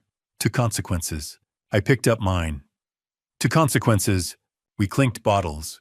And for the first time in 2 weeks, since that Saturday afternoon in the parking garage when my world had imploded. I almost smiled. Tomorrow we'd approach Diane about cooperation. But tonight, sitting in my kitchen with the brother I never knew I needed eating Chinese food and planning strategic strikes, I felt something shift. Control. It was finally coming back. 2 weeks passed since Preston abandoned her. 2 weeks we let Diane stew in that hotel room, isolated and desperate. Preston's silence confirmed what the voicemail had already proven: he'd discarded her the moment she became a liability. The accounts had been frozen since September 24th. She was living on a credit card that would max out soon, eating room service and searching job sites that wouldn't hire someone whose professional reputation was about to implode. Bryn had been monitoring the situation. "She's desperate enough now," she'd said Tuesday evening. "Time to move." Wednesday morning, the three of us, me, Bryn, and Vincent, arrived at the Courtyard Marriott near Seattle Grace Hospital. Room 314. I knocked. The woman who opened the door was barely recognizable. No makeup. Sweatpants and an oversized t-shirt. Hair pulled into a messy bun. Eyes swollen and red from crying. This was the same woman who'd worn that red silk dress to the gala 2 weeks ago, radiant and confident, and completely unaware her world was collapsing. "Caleb," her voice cracked. "I didn't think you'd—" "This isn't a request," I said. She stepped back, letting us in. The hotel room told its own story. Unmade bed. Room service trays stacked on the desk. Laptop open to LinkedIn, and indeed evidence of a desperate job search that wasn't going anywhere. The clinical smell of industrial cleaning products mixed with stale coffee. Bryn walked in first, professional and cold. "I'm Bryn Whitmore, Caleb's sister and attorney. We're here to discuss your options." Diane looked between us, confusion mixing with fear. "My options? You're facing federal wire fraud charges." Bryn's voice was crisp, clinical. "The $180,000 you transferred to Summit Healthcare Partners constitutes federal bank fraud. That's a federal crime. 5 to 10 years in prison if convicted." Diane's legs seemed to give out. She sank onto the unmade bed. "I didn't know. Ignorance isn't a defense. You signed the documents. You executed the transfers. You're an accomplice." Bryn pulled out a folder. "Preston Vaughn has said the same things to 3 other women. Take a look." She handed over Audrey's folder. Diane opened it with shaking hands. I watched her face drain of color as she read. Portland, San Francisco, Denver. 3 women before her. Same pattern. Same lies. Same promises. "Oh, God," she whispered. The FBI is building a case against him," Bryn continued. "They need someone who was involved, someone who can testify." Diane looked up slowly. "You want me to testify against Preston?" "Yeah, we want you to wear a wire," Bryn said. "Get him to admit the fraud on tape, then testify when the case goes to trial. He'll destroy me." I spoke for the first time since entering. "He already destroyed you." My voice was calm, factual. "Not cruel, but not kind either. You lost your husband. You're about to lose your home. Your reputation is gone. Preston doesn't care about you. He hasn't called back because you're no longer useful to him." Diane flinched like I'd slapped her. "Here are your options," Bryn said. "Cooperate and we can keep this quiet. Immunity deal, sealed records, no publicity. You lose Caleb and the house, but you don't lose Evan. You don't go to prison. You get a chance to rebuild some kind of life." She paused, letting that sink in. Or don't cooperate. We prosecute you alongside Preston. You lose everything, including any chance at a relationship with your son." At Evan's name, Diane's head snapped up. "Did you tell him—" "No," I said. Because despite everything, I don't want to destroy my son's life. But if you don't cooperate, if you force us to go to trial, everything becomes public. Evan will know exactly what kind of person his mother is. That's blackmail. That's reality. Bryn cut in. Silence filled the hotel room. Diane looked between us, desperate for a way out that didn't exist. If I do this, she said finally, voice barely above a whisper, will it change anything between us? No. I kept my voice level. The divorce proceeds as planned. You keep your 401k. You get immunity. That's more than you deserve. More silence. Diane was crying now, quiet tears running down her face. I'll do it, she said. I'll wear the wire. Bryn pulled out paperwork. FBI agent Owen Ramsey will contact you within 24 hours. He'll brief you on the operation. You'll need to contact Preston, arrange a meeting. The wire will record everything. What do I say to him? It's the truth, I said. That you're scared. That I'm threatening you. That you need his help. He's arrogant enough to believe you're still under his control. Diane nodded, hands shaking as she took the immunity agreement from Bryn. I'm sorry, Caleb. Her voice broke. For everything. I never meant for. I stood, headed for the door. Didn't look back.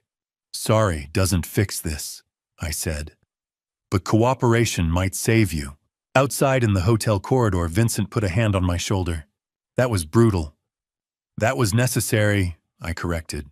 He studied me for a moment, nodded slowly. We walked to the elevator in silence. As the doors closed, I felt something settle in my chest.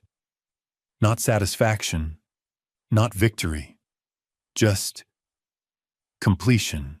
The legal machinery was in motion now. Diane would cooperate or she'd face consequences alone.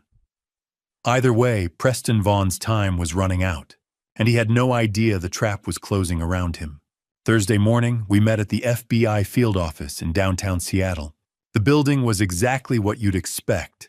Sterile, imposing, the kind of place designed to make you feel small and exposed. Security checkpoints, badge scanners, agents moving through hallways with the quiet efficiency of people who'd seen everything. Agent Owen Ramsey looked like he'd seen most of it. Mid-40s, maybe pushing 50. Gray suit, white shirt, dark tie. Eyes that had witnessed too much white-collar crime and stopped being surprised by human greed years ago. We gathered in an interrogation room, me, Diane, and Bryn. Vincent was next door in the observation room, watching through the one-way glass. Diane had barely spoken since agreeing to cooperate yesterday. She sat rigid in the metal chair, hands folded in her lap, looking like someone waiting for execution. Agent Ramsey entered carrying a thick file folder, set it on the table, looked at Diane with those tired eyes. Mrs. Thornton, thank you for agreeing to cooperate. She nodded mutely. Let's clarify the terms, Ramsey said, pulling out papers. You cooperate fully. You wear a wire. You get Dr. Vaughn to admit the fraud on tape. In return, you receive immunity from federal wire fraud prosecution. The charges against you will be dropped. And it'll be sealed. Diane's voice was barely audible. My son won't know. That's between you and your ex-husband. The FBI doesn't disclose case details unless necessary for prosecution. Since you're cooperating, you won't be named as a co-conspirator in public records.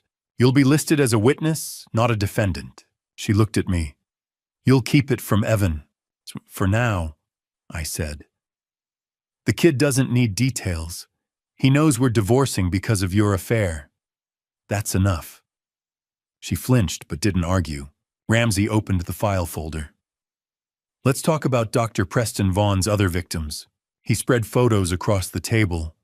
5 women, 5 different cities. Hannah Shepard, San Diego 8 years ago. Recently came forward. Dr. Audrey Kingsley, Oregon 7 years ago. Unnamed victim, San Francisco, 6 years ago. Amanda Sutton, Portland, 4 years ago. Valerie Porter, Denver, 3 years ago. And you, Seattle this year. Diane stared at the photos, face draining of color. Over $2 million stolen across 10 years. 4 different hospitals. Identical pattern every time. Ramsey pulled out another document. He even used the same words. He showed Diane a comparison sheet. Messages Preston had sent to each victim. Preston to Audrey. You're the only one who understands me. Preston to Amanda. You're the only one who understands me. Preston to Diane. You're the only one who understands me. Word for word identical. A copy-paste con job. He said I was special, Diane whispered. That he'd never felt this way with anyone. He told all of them the same thing, Ramsey said. Not unkind, but factual. In some cases, word for word. You weren't special, Mrs. Thornton. You were a target who fit his profile. She looked like she might be sick. Here's how this works, Ramsey continued. This afternoon, you'll call Dr. Vaughn. Tell him you're scared, that your husband is threatening you with fraud charges, that you need his help. He'll come to your hotel. Men like him can't resist the opportunity to reassert control. What if he suspects? He won't. You're desperate and frightened. That's exactly what he expects. That's what makes you controllable in his mind. Ramsey leaned forward. Men like Preston Vaughn rely on power dynamics. He thinks you're weak. That's his weakness, underestimating people. He pulled a small device from his briefcase. This is a wire. We'll attach it between your ribs under your shirt. Invisible. You'll meet Preston in your hotel room.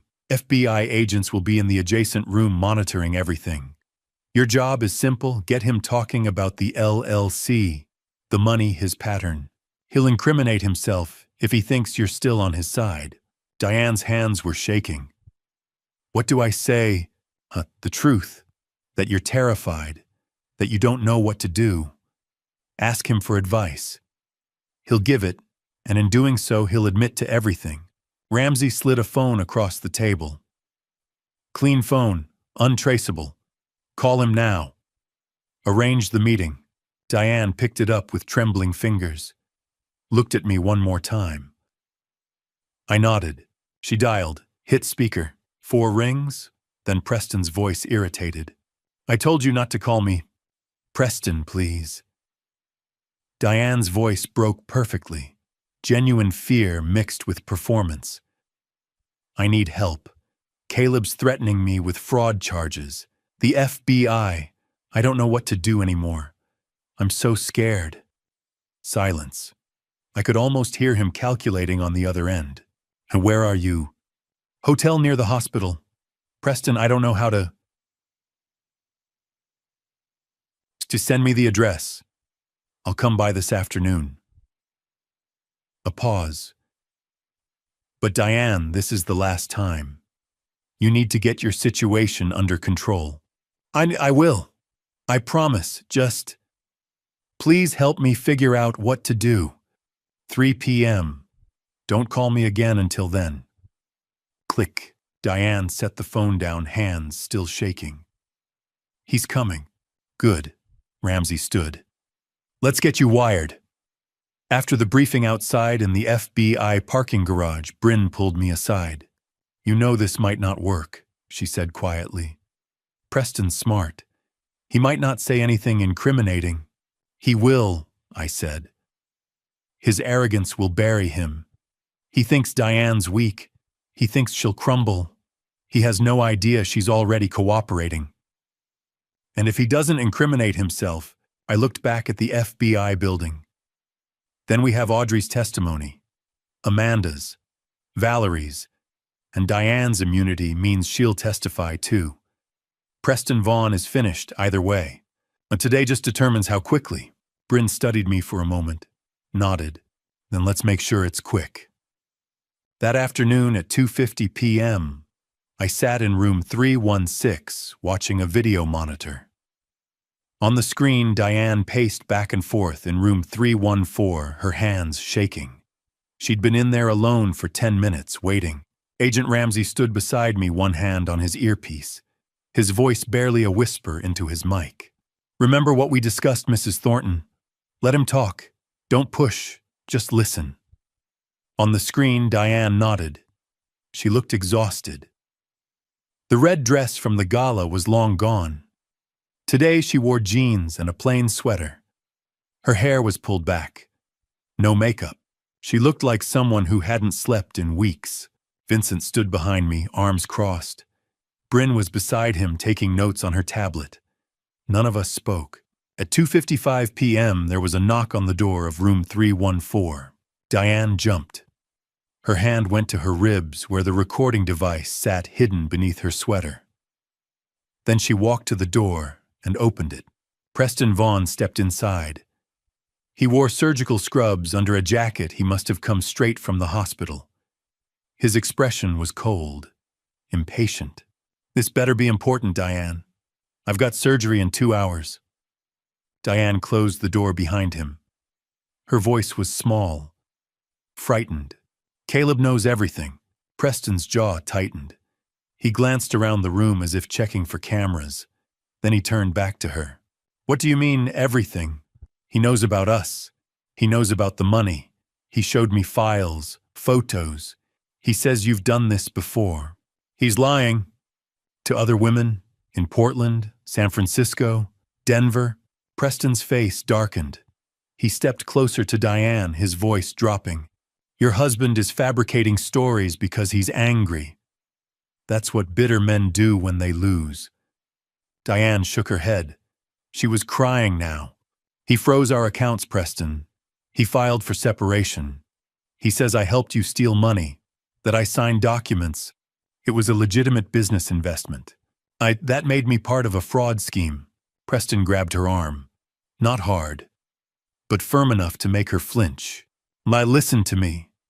Summit Healthcare Partners was a real company. We sold medical equipment at competitive prices. If your husband is trying to turn that into something criminal, he's desperate." Diane pulled her arm free. Her voice broke. "Then why did you stop answering my calls?" Preston went still.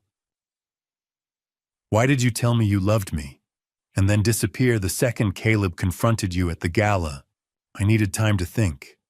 "You needed time to run." Preston's mask slipped. "Just for a second. Long enough for me to see the man beneath the surgeon's confidence. The con artist. The predator. What do you want from me, Diane?" "I want the truth." Her voice was shaking, but she held his gaze. "How long were you planning this? How many women have you done this to?" Preston exhaled slowly. He walked to the window, his back to her. When he spoke again, his tone was different. Colder. More calculated. "You weren't the first, and you won't be the last." In room 316, Ramsey leaned forward. Vincent's hand tightened on my shoulder. On the screen, Diane stood frozen. "What?" Preston turned to face her. "I've been doing this for 10 years. Portland, San Francisco, Denver. You were just easier than most. Married, middle-aged, lonely. You had access to money, and you wanted to believe someone still saw you." Diane's face went white. You used me. I gave you what you wanted. I made you feel special, and you paid for that privilege. That's how it works." "You told me you loved me." Preston laughed. It was a short, bitter sound. "I told you what you needed to hear. Just like I told Amanda in Portland. Just like I told Valerie in Denver. Women like you are easy, Diane. You're so desperate for attention that you'll sign anything, transfer anything, believe anything." He stepped closer to her. "And when your husband comes after me with lawyers, I'll remind him that every transaction was consensual. Every document has your signature. You're not a victim. You're a co-conspirator." Diane took a step back. Her hand went to her chest where the recording device was hidden. Her voice was barely a whisper. "You're a monster." Preston shrugged. "I'm a businessman. And if you're smart, you'll keep your mouth shut about this. Because if you talk to the FBI, you go down with me." He turned and walked to the door. He opened it, paused, and looked back at her one last time. "Consider this a lesson." Then he was gone. In room 314, Diane collapsed onto the bed. Her shoulders shook as she cried. In room 316, Agent Ramsey took off his headphones. He looked at me, at Bryn, at Vincent. "We got him." He turned to one of the other agents in the room. "Prepare an arrest warrant. We'll pick him up tomorrow morning at Seattle Grace. I want it public. I want every doctor, every nurse, every patient in that hospital to see him in handcuffs." He looked back at the monitor where Diane was still crying. "Send someone in to check on her. Tell her she did well." Bryn closed her tablet. Vincent let out a long breath. I stood up. Ramsey turned off the monitor. He looked at me. "We'll arrest him tomorrow, at the hospital, in front of his colleagues." He paused. "Do you want to be there?" I nodded. "Yes, I do. Friday morning, 7 o'clock. I stood in the parking lot of Seattle Grace Hospital, a cup of takeout coffee in my hand. Bryn was beside me, checking her phone. Vincent leaned against my truck, arms crossed, watching the main entrance. "Here we go," Bryn murmured as 3 black SUVs pulled into the lot. The FBI. Agent Ramsey had planned this carefully. 7:15 a.m. shift change. Maximum witnesses. Maximum impact. I took a sip of coffee and waited. Through the glass doors of the main entrance, I could see the hospital lobby. Nurses in scrubs, doctors with tablets, security guards at their posts, and then I saw him, Dr. Preston Vaughn, walking down the main corridor in surgical scrubs. He was mid-conversation with 2 residents probably discussing a procedure. His posture was confident, relaxed. He had no idea what was coming. Agent Ramsey and 3 other agents stepped through the entrance doors. Preston looked up, confused at first, then shocked. Ramsey said something I couldn't hear from where I stood. Preston's face shifted, confusion, then recognition, then rage. One of the agents pulled out a pair of handcuffs. Preston took a step back.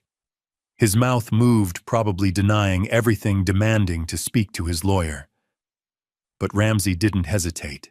He nodded to one of the other agents who stepped forward and cuffed Preston's hands behind his back. The nurses stopped walking. A resident dropped his coffee cup. Everyone in the lobby turned to stare. Phones came out. People started recording. Ramsey gestured toward the main hallway, and the agents began walking Preston through the hospital. Not the back exit, not the service corridor, the main hallway, past the nurses' stations, past the surgical suites, past the administrative offices, a perp walk.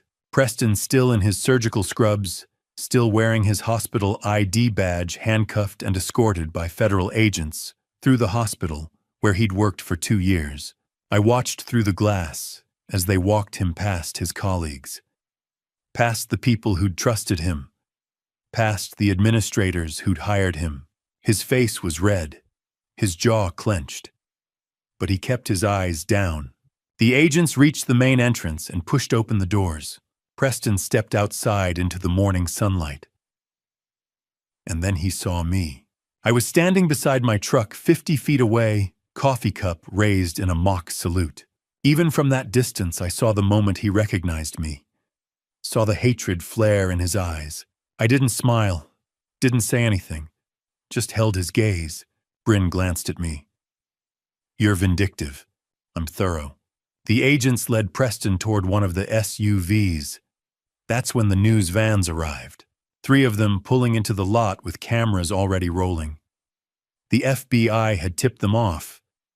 Ramsey had told me they would.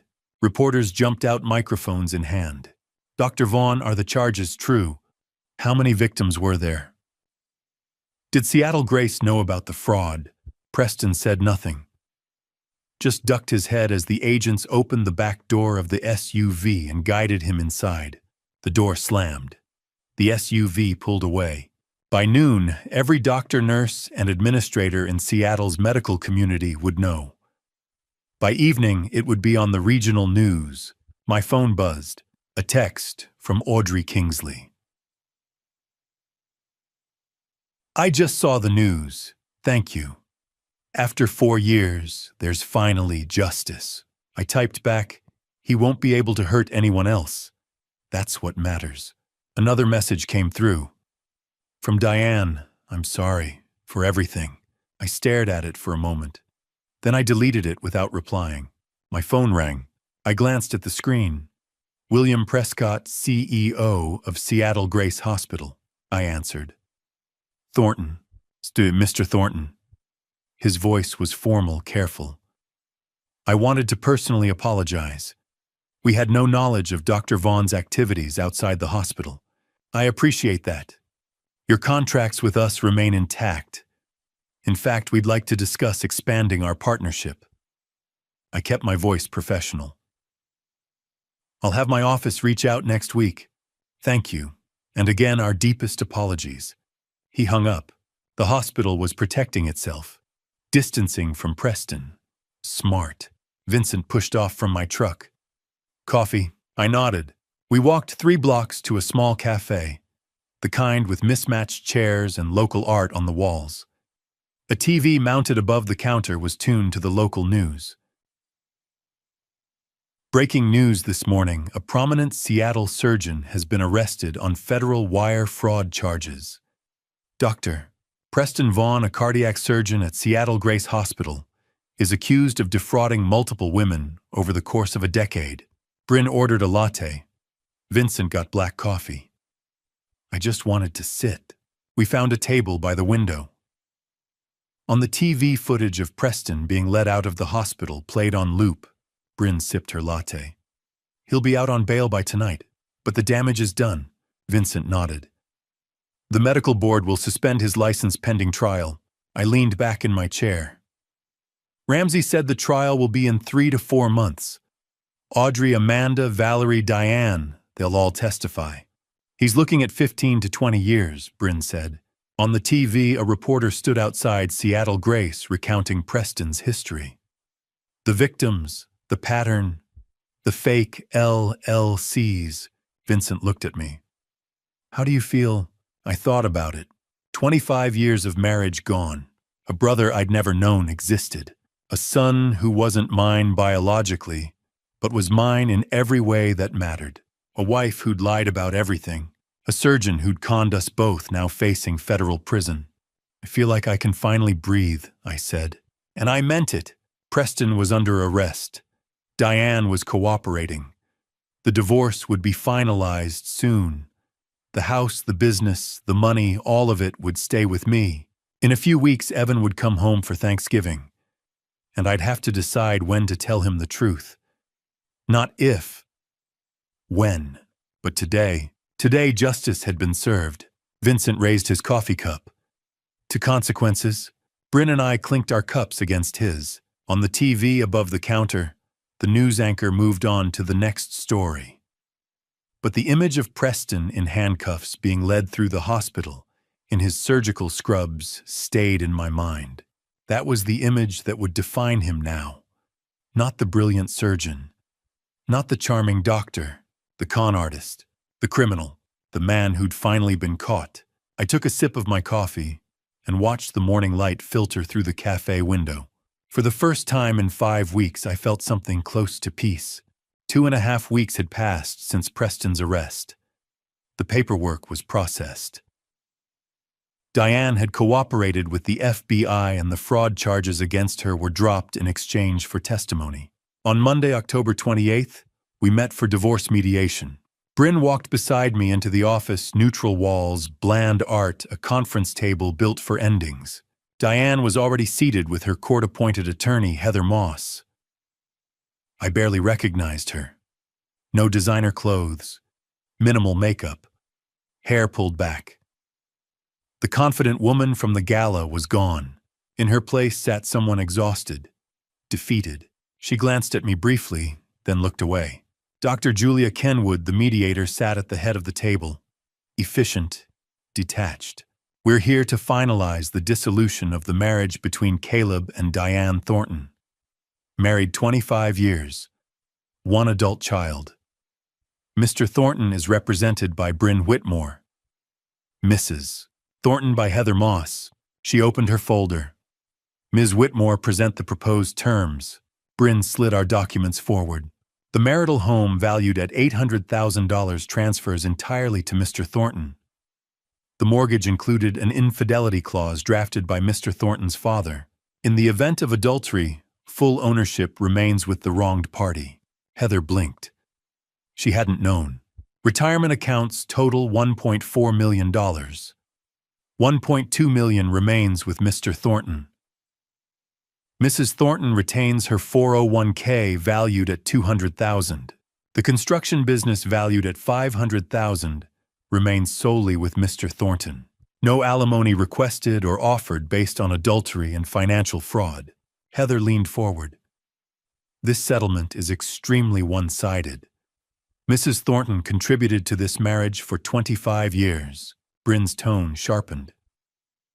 Mrs. Thornton committed adultery and stole $180,000 from joint accounts.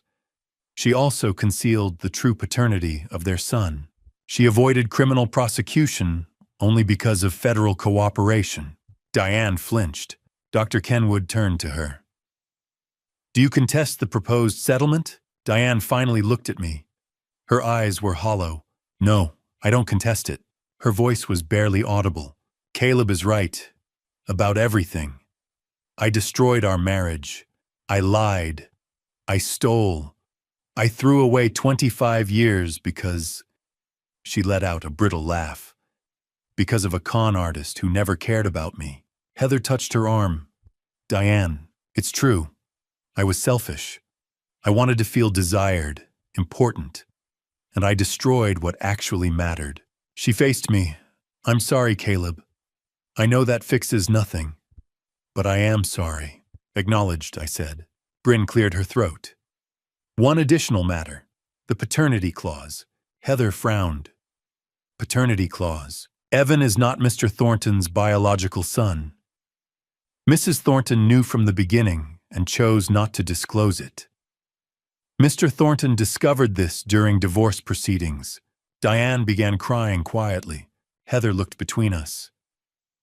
Does Evan know? Not yet, I said. And he won't hear it from her. I placed another document on the table. A non-disclosure clause. Diane is prohibited from telling Evan or anyone else about his true paternity. Violation triggers financial penalties and potential loss of visitation.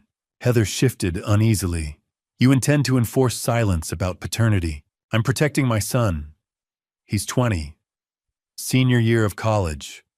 His identity doesn't need to collapse right now.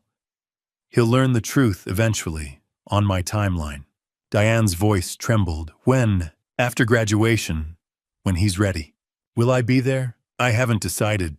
She nodded. I agree. He shouldn't hear it from me. Dr. Kenwood made notes.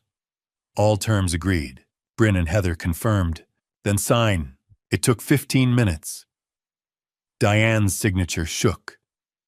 Mine did not. The court will process within 72 hours, Dr. Kenwood said. Your divorce will be finalized by week's end. Thank you, I replied. Diane remained seated. Caleb, can we talk? Just a minute. Bryn glanced at me. 5 minutes. Everyone stepped outside. We stood on opposite sides of the table. I know I have no right to ask for anything, Diane began. But you should know something. I waited. I did love you. In the beginning. Maybe even until you didn't, I finished. Until I got scared. Of getting older. Of becoming invisible. Of feeling like the best parts of my life were over. She wiped her eyes. That doesn't excuse what I did. But it's the truth. Preston made me feel seen again. Young. Important. I wanted that feeling so badly, I ignored every warning sign. You traded 25 years for an illusion. I traded it because I was a coward. Because real love takes work, and I didn't want to face that. She met my eyes. Real love is built on truth, and I lied from the start. About Evan. About everything. I know, and I'll regret it forever. I'm not asking for forgiveness. I don't deserve it. I just hope you believe I'm sorry. And that being Evan's mother, that part was real. I love him. He's my son, I said quietly. Biology doesn't change that. 20 years of raising him is real. You don't get to take that from me. I know, and I'm grateful he has you. Silence filled the room. Will I see you at Thanksgiving? She asked softly. Evan wants us both there. I'll be there. You can come. But we're not a family anymore. We're Evan's parents. She nodded. That's more than I deserve. I turned toward the door. Caleb, I paused. For what it's worth, you were a good husband, a good father. None of this was your fault. I didn't respond. I walked out. Bryn met me in the hallway. You okay? I'm done, I said, finally. She nodded. Now comes the hard part. Evan would be home for Thanksgiving in 3 weeks. I still had to decide when to tell him the truth. We stepped outside.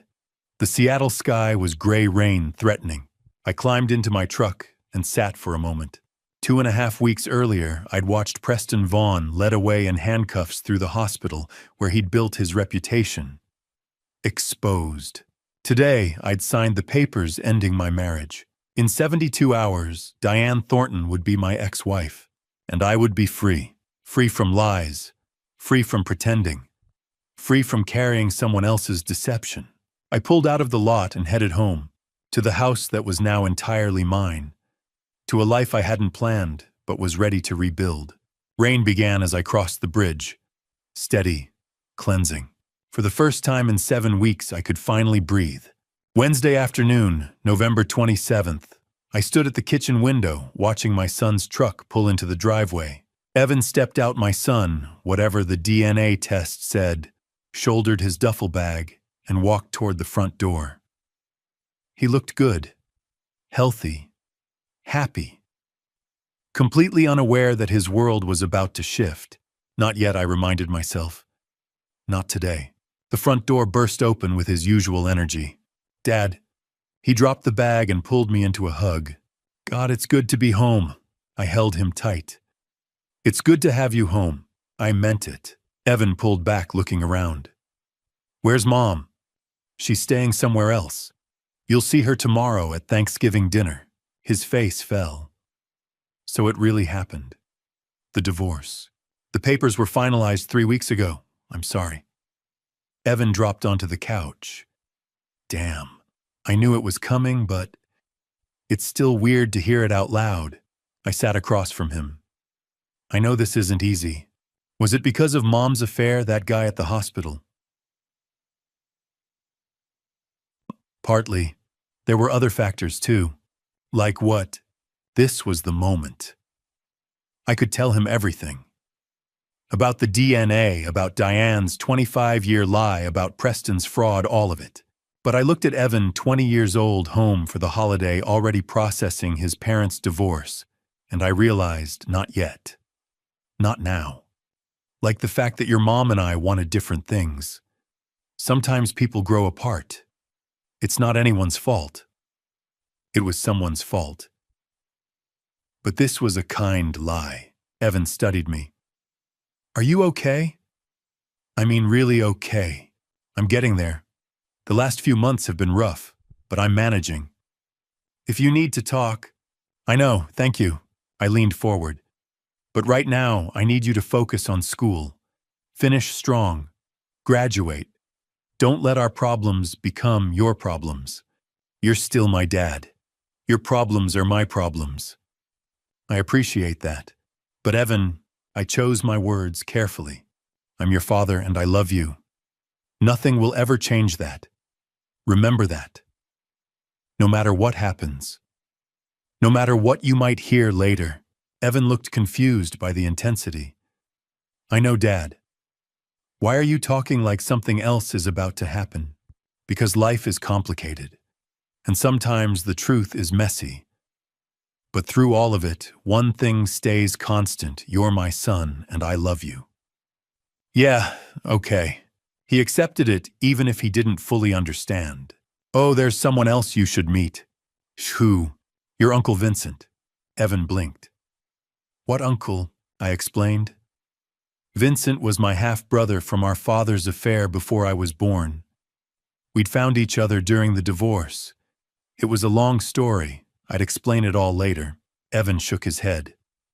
This family gets weirder by the day. You have no idea. Thursday, Thanksgiving Day. An unusual gathering at my house. Present Caleb, Evan, Diane, silent, barely eating, Vincent, Bryn, and Audrey Kingsley. Evan looked around the table. This is the weirdest Thanksgiving I've ever been to. Bryn poured wine. Weird doesn't mean bad. Vincent asked Evan about his engineering major. They bonded over problem-solving mechanical systems. Dad didn't tell me much about you, Evan said. Where did you come from? Vincent smiled. Long story. Short version, I'm your dad's half-brother from our father's affair before Caleb was born. We didn't know each other existed until recently. Family's complicated.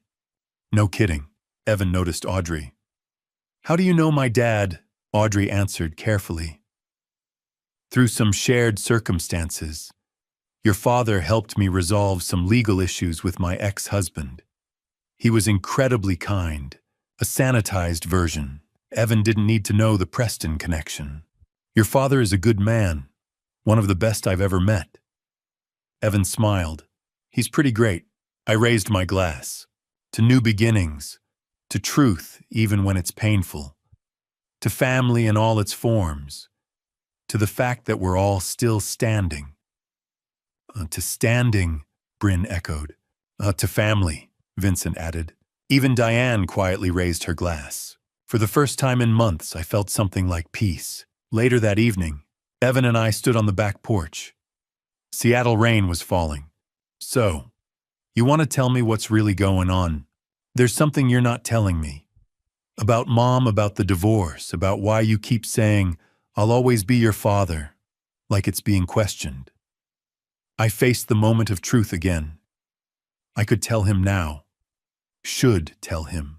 But I looked at Evan home for the holiday needing stability, already dealing with too much, and made the decision not today.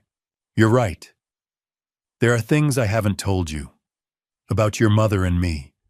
About decisions made a long time ago. But those things don't change who you are. They don't change what I am to you. When the time is right, when you're ready, I'll tell you everything. I promise. When will that be? After you graduate? After you finish school? After you've had a chance to live your life without this hanging over your head? Is it that bad? It's that complicated. But I need you to trust me. Trust that I'm protecting you, not hiding from you. I do trust you. Why, good. Then trust me on this. Finish school, graduate, build your life, and then we'll talk. About everything. Evan nodded slowly. Okay, but Dad, yeah, whatever it is, whatever you're not telling me, it's not going to change anything. You're my dad. That's non-negotiable. I pulled him into a hug. I love you, son. I love you too. Later that night, after Evan had gone to bed, I stood on the back porch, watching the rain fall over Seattle.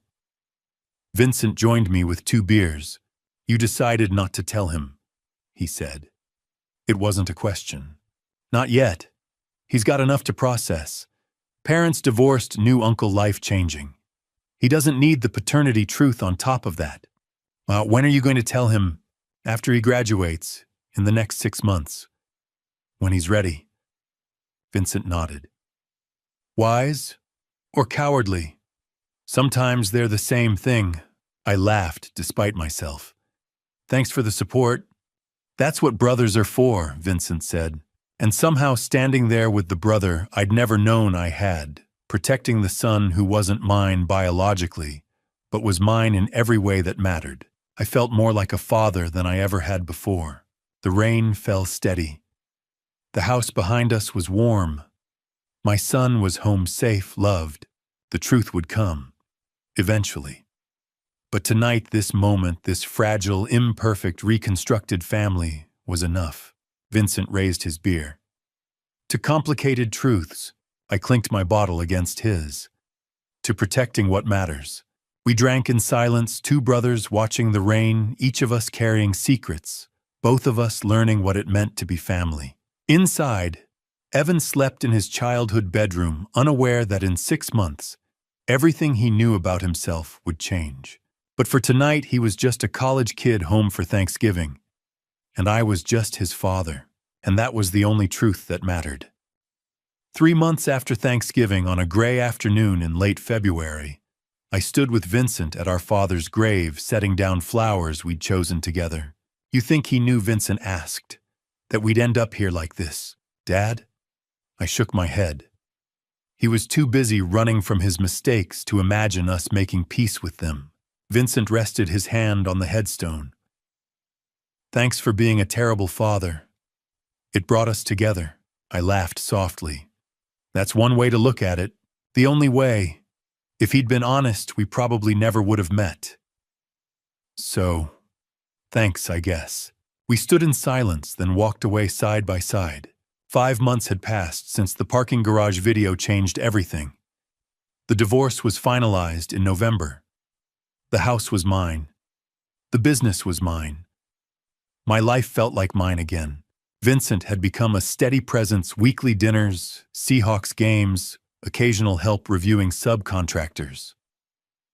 The brother I never knew existed turned out to be exactly what I needed. Bryn and I had grown closer too. She handled the divorce flawlessly, no appeals, no resistance. A complete legal victory. But beyond that, we'd strengthened as siblings through everything we endured. And then there was Audrey. We'd been seeing each other for 3 months. Coffee turned into dinner. Dinner turned into weekend hikes in the Cascades. Two people who understood betrayal, learning to trust again. We weren't rushing, just building something honest, one careful step at a time. My business was thriving. Word spread about how I handled Preston with restraint, integrity, and professionalism. Clients respected that. New contracts kept coming. Diane was living in Redmond now, in a modest one-bedroom apartment. She worked as a medical billing clerk, earning a fraction of her former salary. Her career as a hospital administrator was over. She saw Evan occasionally. Their relationship was strained, but not beyond repair. She was in therapy twice a week, trying to rebuild from the wreckage she'd caused. I didn't hate her anymore. I just felt nothing. She made her choices. Now she lived with them. Preston's trial began in early February. I attended every day, sitting in the gallery with Audrey, Amanda Sutton, Valerie Porter, and Hannah Shepard, the women he'd deceived. On day 3, Diane testified under immunity. She described how Preston seduced her, persuaded her to invest in Summit Healthcare Partners, and promised a future he never intended to give. The defense tried to portray her as complicit, but she held firm. On day 5, Audrey took the stand. Calm, powerful, devastating. She detailed how Preston stole $400,000 from her inheritance, derailed her career, destroyed her marriage, and silenced her with NDAs. "Did you believe Dr. Vaughn loved you?" the prosecutor asked. For a long time, Audrey replied, meeting his eyes. But none of it was real. Preston Vaughn is a predator. He uses people until they're empty, then discards them. The jury watched his face. They saw what I'd seen all along: the con artist behind the surgeon's mask. Amanda testified. Valerie testified. Hannah testified. An FBI forensic accountant presented spreadsheets proving $2 million stolen over a decade. After 2 weeks, the jury deliberated 4 hours. Guilty on all counts. At sentencing, the judge showed no sympathy. "You abused your position, your education, and your charm," she said. "You targeted vulnerable women and defrauded them systematically. The harm you caused is profound. 18 years in federal prison. Medical license permanently revoked. Assets forfeited. Audrey squeezed my hand as the sentence was read. Vincent nodded beside me. Justice had finally arrived. Evan was finishing his senior year at the University of Washington. He'd graduate in June with an engineering degree and a job waiting in Portland. He called every week. Still called me Dad. Our bond was stronger than ever. He still didn't know about the DNA test. I would tell him after graduation. Let him complete college without his identity unraveling. That was my final protection. For now, he was simply my son. And I was simply his father. One evening, I stood on my back porch with a beer watching the Seattle skyline glow. 56 years old, starting over, but not from nothing. I had Evan. I had Vincent. I had Audrey. I had Bryn. I had a business built with my own hands and a reputation earned honestly. My phone buzzed. A text from Evan. Hey, Dad. Just wanted to say thanks. For everything. For being honest. For being you. Love you. I smiled and replied, love you too, son. Always will. Later that night, Vincent asked, you forgive him? Our father. Yeah, I said. Not because he deserves it. Because I'm tired of carrying his mistakes. Me too, he answered. Resentment is heavy. We were done with it. Then Bryn called. Preston was officially transferred to federal prison today, she said. It's over. It's over, I repeated. And it was. I looked around my kitchen at the photos on the refrigerator. Evan's graduation announcement. Vincent and me at a Seahawks game. A Thanksgiving photo, awkward but real. People say blood is thicker than water. I've learned something different. Blood doesn't make a family. Choice does. Presence does. Love does. I chose Evan every day for 20 years. That makes me his father. Vincent chose to stand beside me. That makes him my brother. Diane chose betrayal. Preston chose greed. They chose themselves. I chose forgiveness. Not for them. For me. Because carrying hatred is exhausting. I'm 56.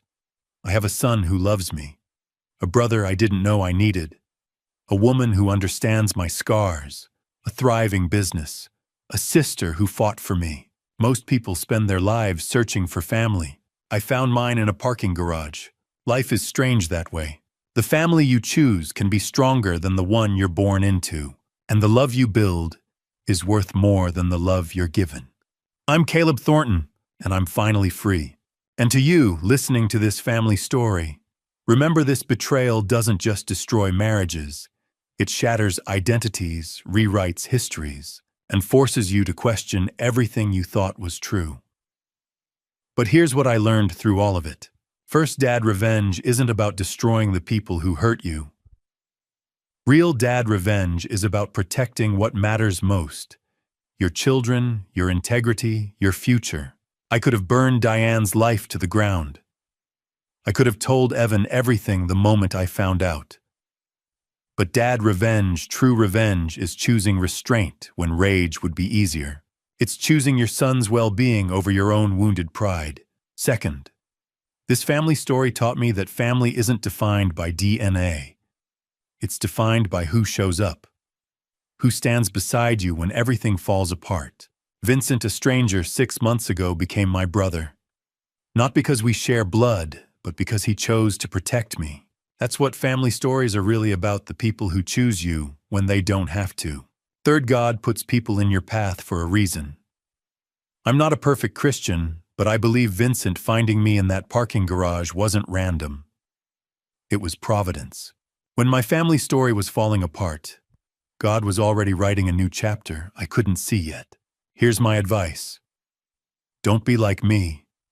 Don't wait 25 years to face the truth. Don't ignore the red flags. Don't let fear of confrontation keep you living in a lie. If something feels wrong in your marriage, in your family, address it. Have the hard conversations early before they become catastrophic. But if you find yourself where I was standing in a parking lot, watching your life crumble, remember this. You get to choose what comes next. You can choose bitterness, or you can choose building. You can choose revenge, or you can choose peace. I chose peace, and it saved me. If this family story resonated with you, please leave a comment below. Have you faced betrayal, found family in unexpected places? Your story matters. Share this video with someone who needs to hear it. Subscribe to the channel for more real stories about navigating life's hardest moments with integrity. Thank you for following this journey to the end. Your time and attention mean everything. A word of caution. The stories you'll hear on this channel may contain fictionalized elements created for educational and reflective purposes. If the content doesn't suit you, feel free to explore other videos that better match your preferences. We respect your choice. I'm Caleb Thornton, and I'm finally free.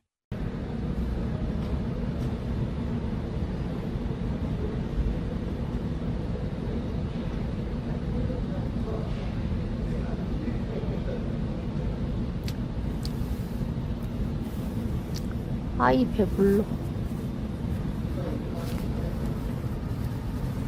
뭔가 신박한 컨텐츠가 없을까? 얜 뭐요? 야,